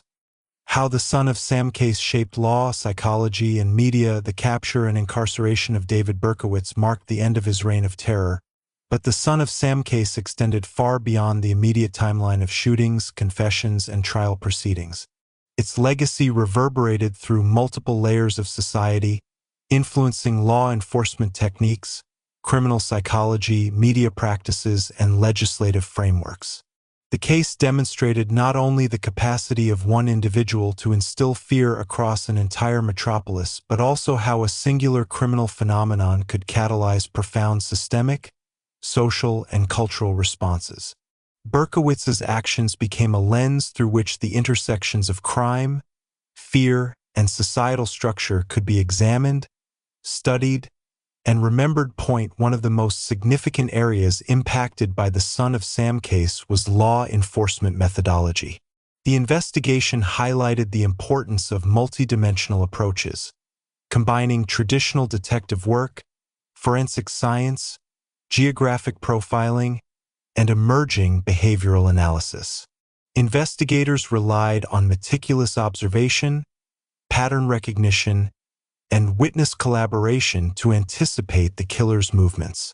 The integration of behavioral profiling, then a relatively new discipline, provided key insights into Berkowitz's personality, psychological traits, and operational patterns. By studying how he selected targets, planned attacks, and manipulated fear, law enforcement gained critical tools for understanding and apprehending serial offenders. The case became a foundational study in criminology, demonstrating that successful investigation requires both analytical rigor and adaptive strategy, particularly when confronting highly manipulative offenders. The case also had profound implications for criminal psychology. Berkowitz's combination of obsessive-compulsive tendencies, delusional thought processes, and strategic intelligence created a profile that challenged existing frameworks. Psychologists studied not only the mechanics of his crimes but the interplay between compulsion, morality, and social perception. His letters, confessions, and post-incarceration reflections became essential materials for understanding how pathological delusion can intersect with planning and operational execution. The Son of Sam case has since been cited in countless studies exploring the psychology of serial offenders, demonstrating that extreme criminal behavior is rarely the product of a single factor, but rather a convergence of personal history, cognitive distortion, and environmental context. Media dynamics were also transformed by the Son of Sam phenomenon. Berkowitz's attacks coincided with an era of increasing media saturation, and his letters to newspapers and communication with journalists demonstrated an early example of how criminals could manipulate coverage to amplify psychological impact. The case forced media organizations to confront questions of ethics, responsibility, and influence. Extensive reporting heightened public fear, but it also provided law enforcement with indirect behavioral clues. The tension between sensationalism and public service journalism became a defining feature of how high-profile crime was covered, influencing policy, reporting standards, and public expectation for decades to come. Scholars and media analysts often cite the Son of Sam case as a pivotal moment in understanding the symbiotic relationship between crime and mass communication. The legal sphere was similarly affected. In the aftermath of Berkowitz's capture and conviction, lawmakers and legal scholars debated the mechanisms through which criminals could exploit notoriety and media attention. The so-called Son of Sam laws, developed in response to this case, sought to prevent offenders from profiting from the commercial exploitation of their crimes, including book deals, movie rights, and other forms of media revenue.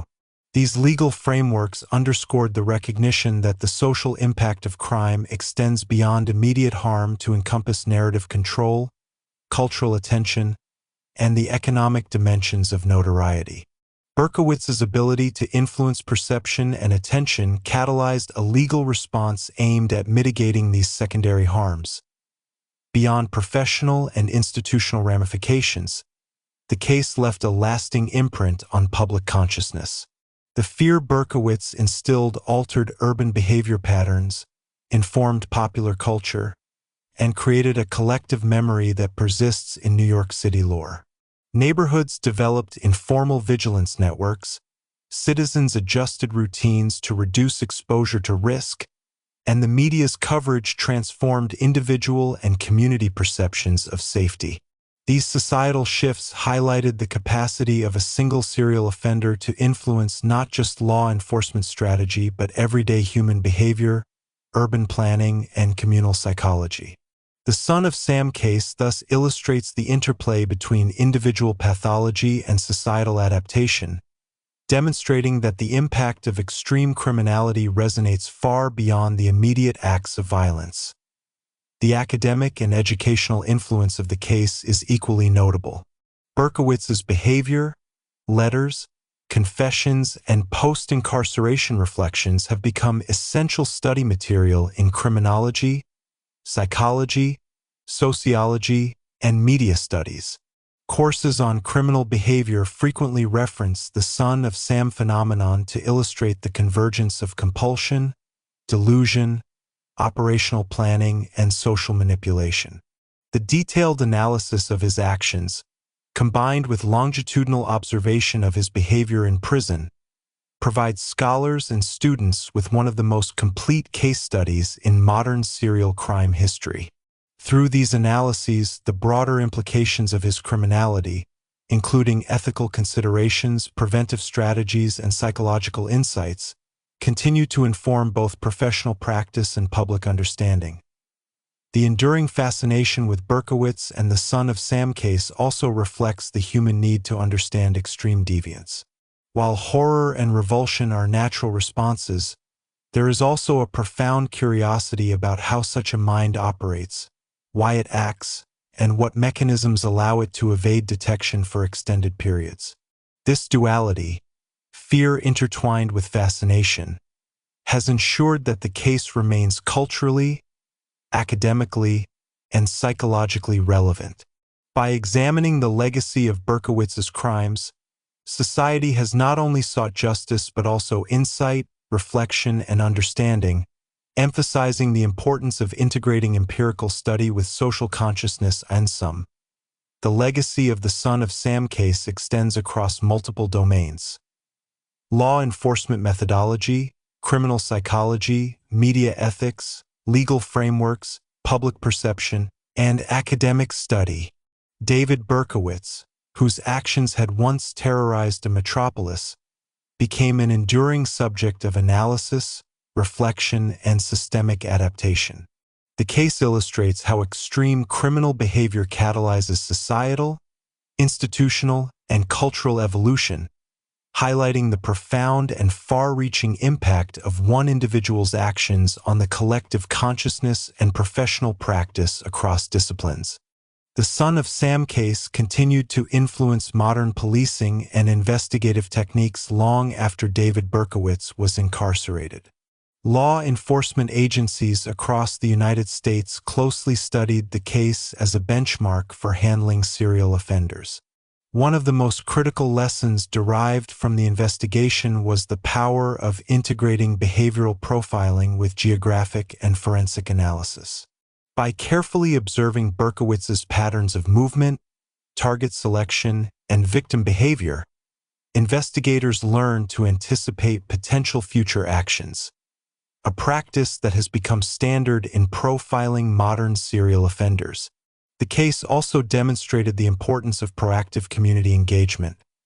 The tips, observations, and vigilance of ordinary citizens were integral to narrowing the circle of suspects, emphasizing that successful law enforcement relies on collaboration between institutions and the public. Criminal profiling itself underwent a significant evolution in the wake of the Berkowitz investigation.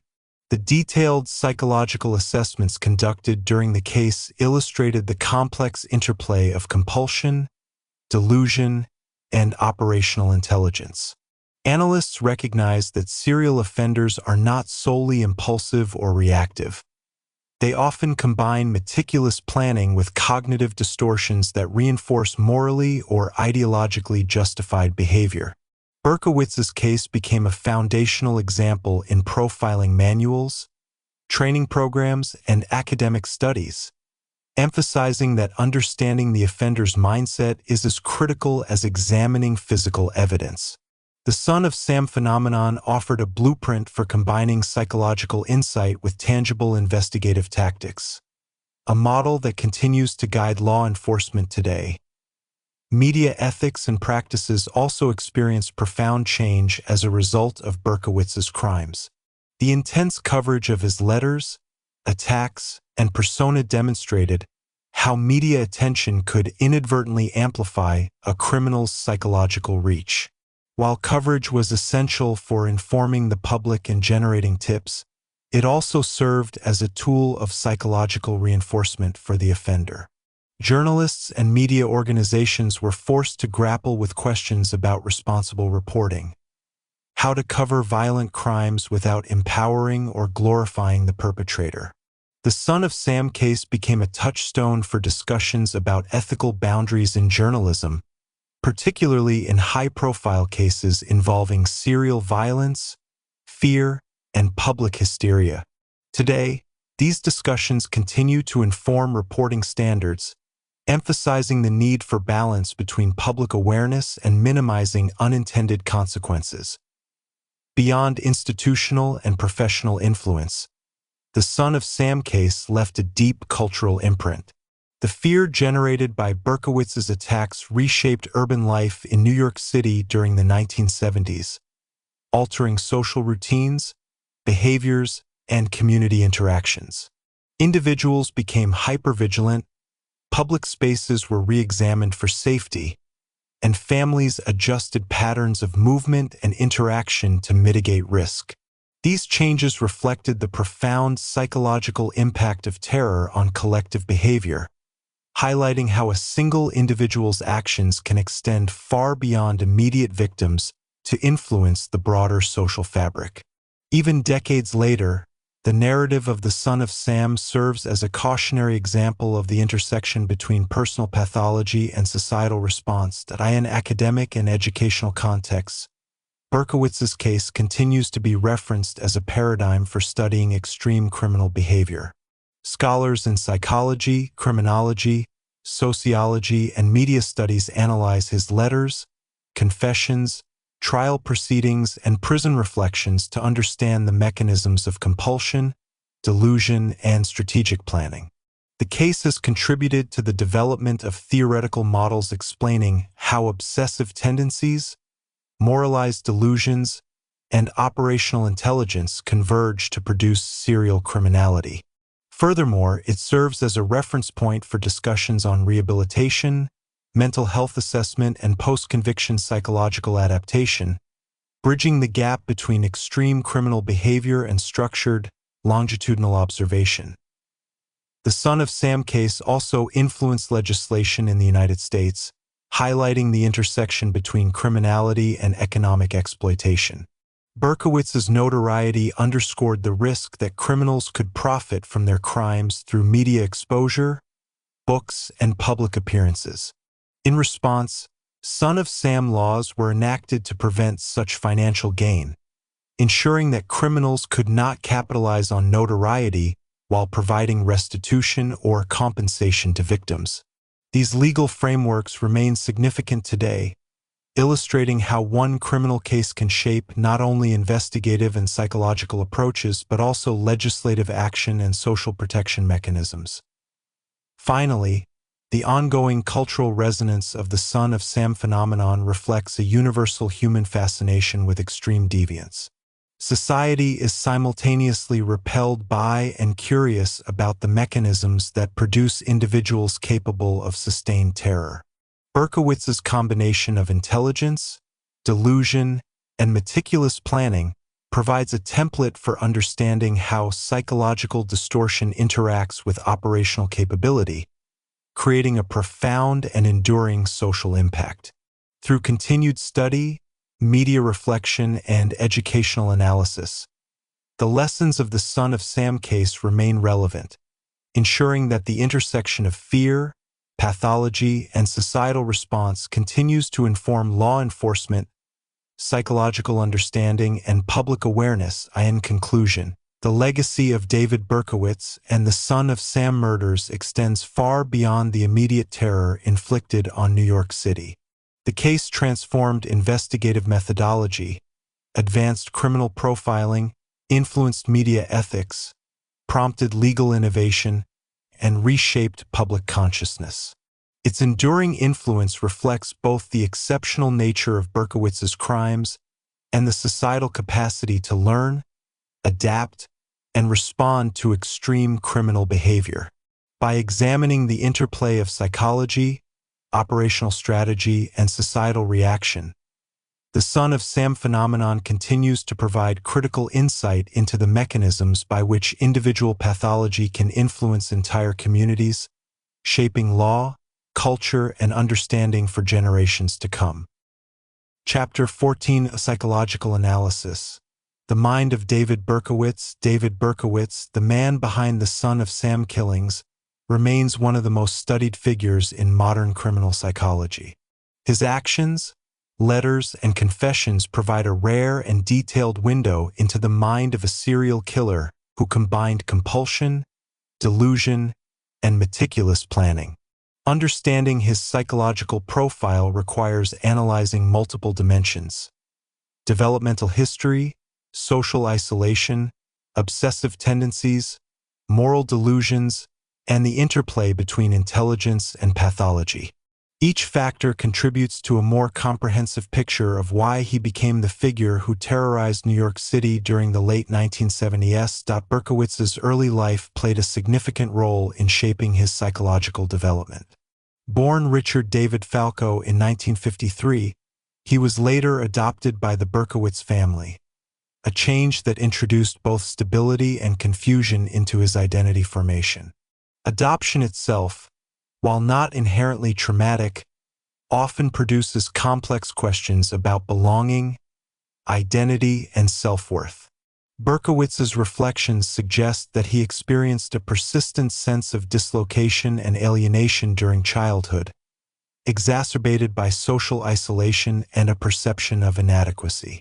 Psychologists often point to such early experiences as potential contributors to the formation of maladaptive coping mechanisms, which in Berkowitz's case may have included internalized anger, resentment, and fantasy-driven reasoning. Social isolation became a defining feature of Berkowitz's adolescence and early adulthood. Descriptions of his behavior indicate a retreat into solitary activities, with limited meaningful connections to peers or social networks. This isolation fostered a reliance on internal thought patterns, fantasy, and obsessive interests. Within this mental landscape, violent ideation and moralized delusions could flourish, unmoderated by social reality checks or empathetic engagement. The combination of social withdrawal, obsession with perceived injustices, and cognitive reinforcement created fertile ground for the development of the compulsive behaviors that later manifested as serial killings. Obsessive tendencies were another critical dimension of Berkowitz's psychological profile. His letters, confessions, and investigative reports reveal an intense preoccupation with morality, sin, and punishment. He described being compelled to act against what he perceived as moral transgressions, framing his attacks as a form of righteous retribution. This obsessive moral reasoning was intertwined with ritualized behaviors, such as detailed surveillance of victims, meticulous planning of attacks, and repetitive routines that provided both cognitive structure and emotional reinforcement. Such patterns reflect the intersection of obsessive-compulsive tendencies with delusional moral frameworks, a combination that is rare but particularly dangerous in the context of serial criminal behavior. Delusions were central to Berkowitz's internal narrative. He often invoked external forces, supernatural commands, the influence of a neighbor's dog, and other symbolic agents as motivators for his crimes. While clearly distorted, these delusions provided psychological justification for acts of extreme violence. They allowed him to externalize responsibility while simultaneously reinforcing his identity as the son of Sam. Psychologists analyzing these delusions emphasized the dual function they served. They reduced internal conflict by framing murder as moral obligation, and they enhanced the sense of personal significance, making the killer feel part of a larger cosmic plan. Such cognitive distortions highlight the unique interplay of intelligence, belief, and pathology in Berkowitz's behavior. Strategic intelligence was a surprising and dangerous component of Berkowitz's psychological makeup. Despite delusional thinking, he demonstrated remarkable operational awareness. Investigators noted his ability to observe patterns, select isolated targets, anticipate environmental variables, and maintain caution to avoid immediate detection. This blend of compulsive motivation and operational sophistication made him highly effective as a predator, capable of sustained criminal activity without immediate capture. The coexistence of delusion and tactical planning illustrates the complexity of his psychological architecture, challenging simplistic assumptions that severe mental disturbance necessarily results in impulsive or erratic behavior. Berkowitz's letters provide another layer of insight into his mind. They were not only tools of terror but also reflections of his cognitive and emotional processes. Linguistic analysis reveals patterns of obsessive repetition, moralized language, and symbolic references, all of which demonstrate how he processed the world through a lens of compulsion, fear, and moralized justification. The letters allowed him to extend influence beyond immediate victims, manipulate public perception, and maintain the psychological framework that sustained his compulsions. For criminologists, these communications are invaluable, illustrating how language and symbolic action can both reflect and reinforce pathological cognitive structures. The interplay of environmental triggers and psychological predispositions also contributed to Berkowitz's behavior. He was highly responsive to social cues, urban dynamics, and media attention, integrating external stimuli into his internal narrative. Reports suggest that media coverage of his attacks and letters amplified his sense of purpose and reinforced compulsive behaviors. By creating a feedback loop in which public fear validated his identity, Berkowitz demonstrated the extraordinary capacity of a delusional yet strategically aware mind to manipulate both internal and external realities simultaneously. This combination of compulsion, cognitive distortion, and strategic awareness exemplifies the dual forces that drove his violent behavior. In conclusion, the psychological profile of David Berkowitz is a study in contrasts. Isolation and obsession, delusion and intelligence, compulsion and strategic planning. Each element contributed to a personality capable of both horrific violence and sustained operational discipline. Understanding his mind requires appreciating the complex convergence of developmental factors, social experiences, cognitive distortions, and behavioral rituals. Through careful analysis of his life, letters, confessions, and post-incarceration reflections, psychologists and criminologists have constructed a detailed model of the mechanisms that drive extreme criminal behavior, offering critical insight into the mind of one of America's most infamous serial killers. As psychologists continued to examine David Berkowitz, it became increasingly clear that his mind operated through a unique combination of obsessive behavior, moral delusion, and adaptive intelligence. While his compulsions drove him to commit extreme acts of violence, they were reinforced and structured by a cognitive framework that allowed him to rationalize, justify, and execute his actions. This duality, delusional yet calculated, offers one of the most instructive examples in criminal psychology of how severe pathology can coexist with operational sophistication, producing behavior that is both terrifying and methodically precise. One of the most revealing aspects of Berkowitz's psychological profile was his moralized obsession with sin and punishment. He consistently framed his killings as acts of moral retribution, targeting individuals he perceived as embodying temptation or immorality. This moral framework, although delusional, was internally consistent and functioned as a guiding principle for his actions. Each decision, each target selection, and each attack was filtered through this distorted ethical lens. Psychologists highlight that this type of moral compulsion amplifies the dangerousness of obsessive behavior, creating a sense of duty or inevitability that overrides ordinary social or legal constraints. Berkowitz's obsessive rituals extended beyond moral reasoning into highly structured operational behavior. Investigators noted patterns in his surveillance techniques, timing of attacks, and selection of locations, all of which reflected meticulous planning. These behaviors were not merely practical. They also provided psychological reinforcement. The act of observing victims, calculating risks, and executing attacks according to a self-imposed ritual contributed to a sense of control and satisfaction. In this way, the intersection of obsession and operational strategy created a feedback loop. Compulsions were satisfied through careful execution, and each successful act reinforced the underlying moralized delusions.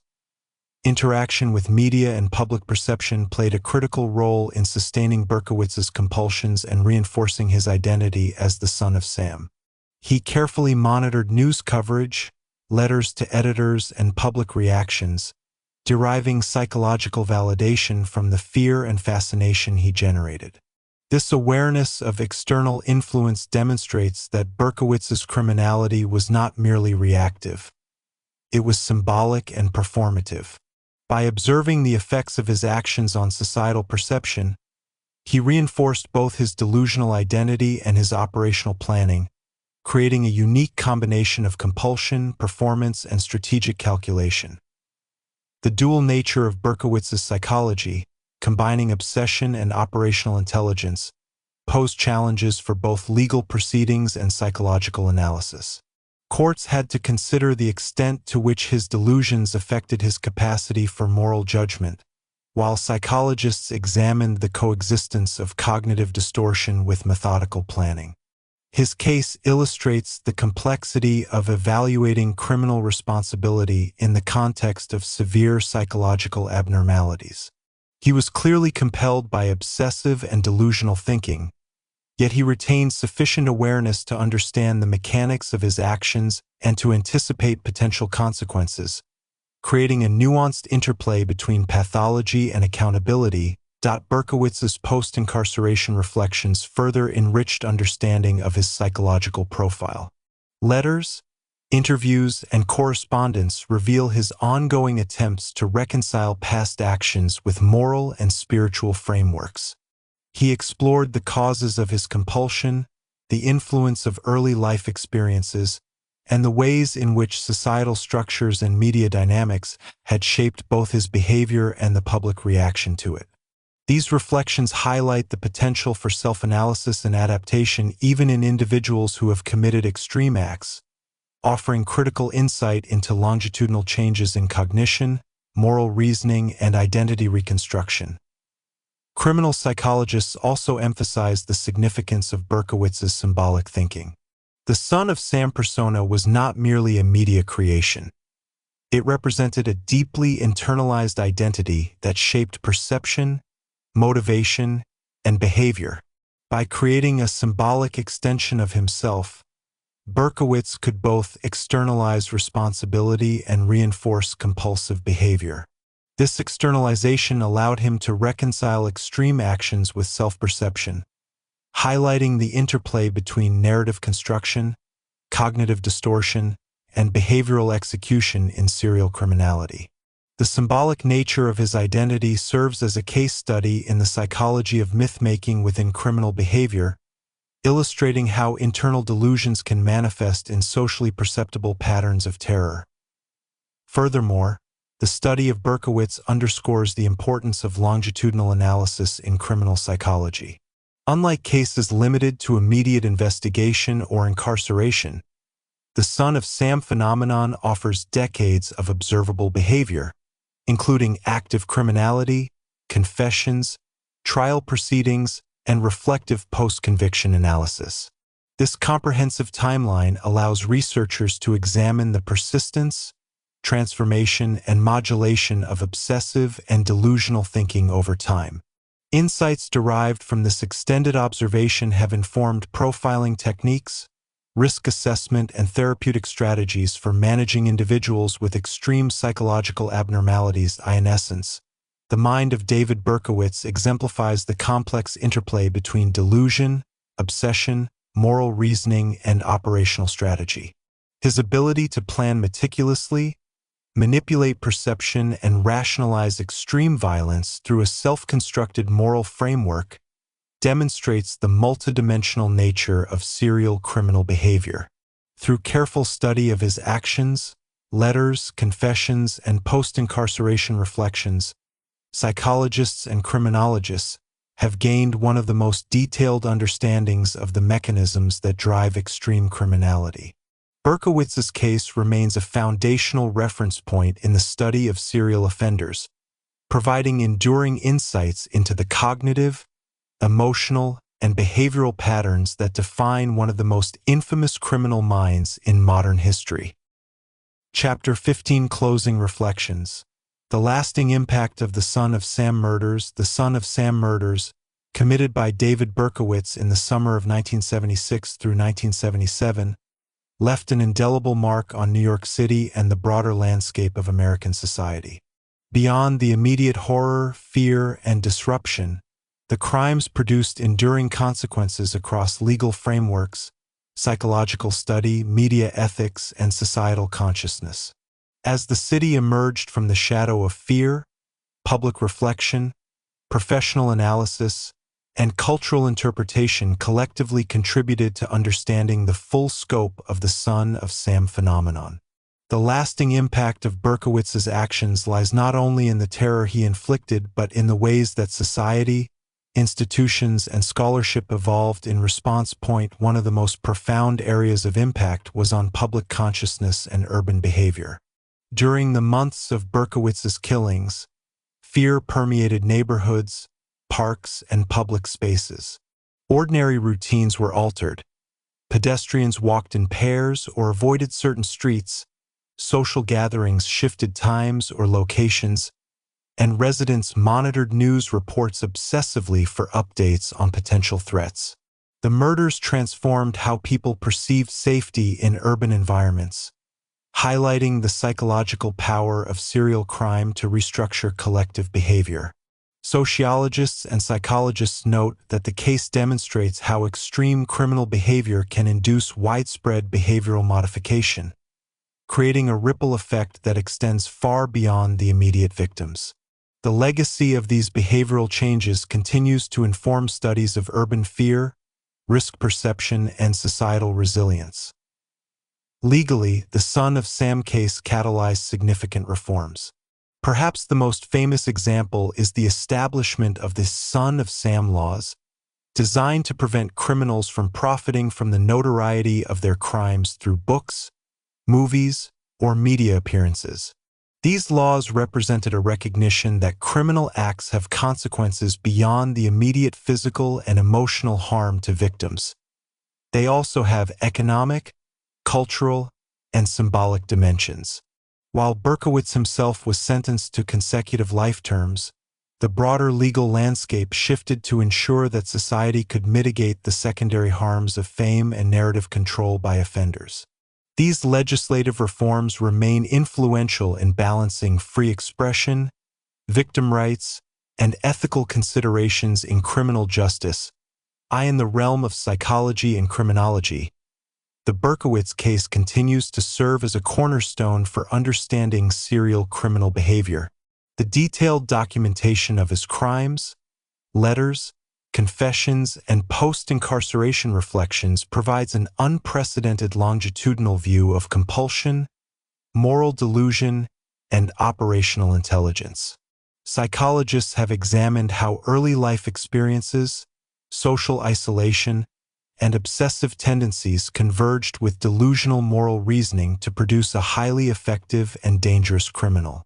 The case exemplifies the importance of integrating multiple analytical perspectives: developmental, cognitive, behavioral, and environmental, to fully understand extreme criminality. Berkowitz's reflections from prison further allowed researchers to study adaptation, remorse, and the potential for introspection after sustained criminal behavior, informing theories of rehabilitation and post-conviction psychological development. Media coverage of the Son of Sam case also left a lasting imprint on journalistic practice and ethics.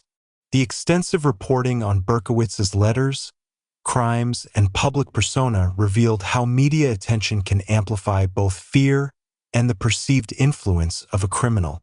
The case prompted reflection on the responsibility of journalists when covering serial offenders, influencing guidelines for reporting that balance public safety, accurate information, and ethical responsibility.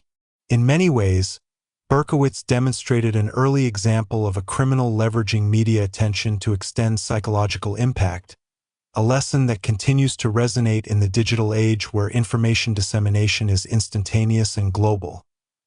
The social and cultural narrative surrounding Berkowitz and the Son of Sam persona became a subject of ongoing fascination and study.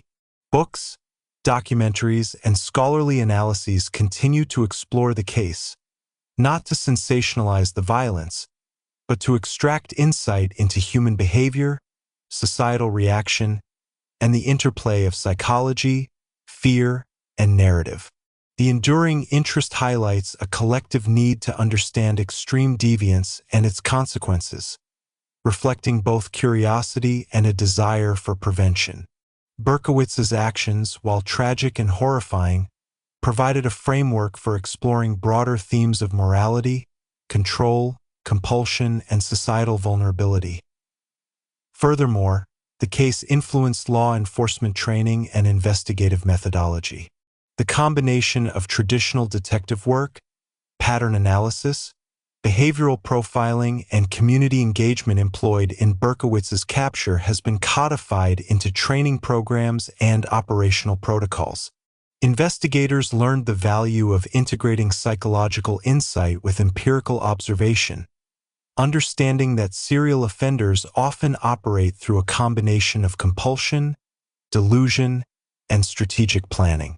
Berkowitz's case remains a reference point for modern policing, emphasizing the need for adaptive, interdisciplinary approaches when confronting complex criminal behavior. In summation, the Son of Sam murders were far more than a sequence of violent acts. They became a catalyst for societal, institutional, and scholarly evolution.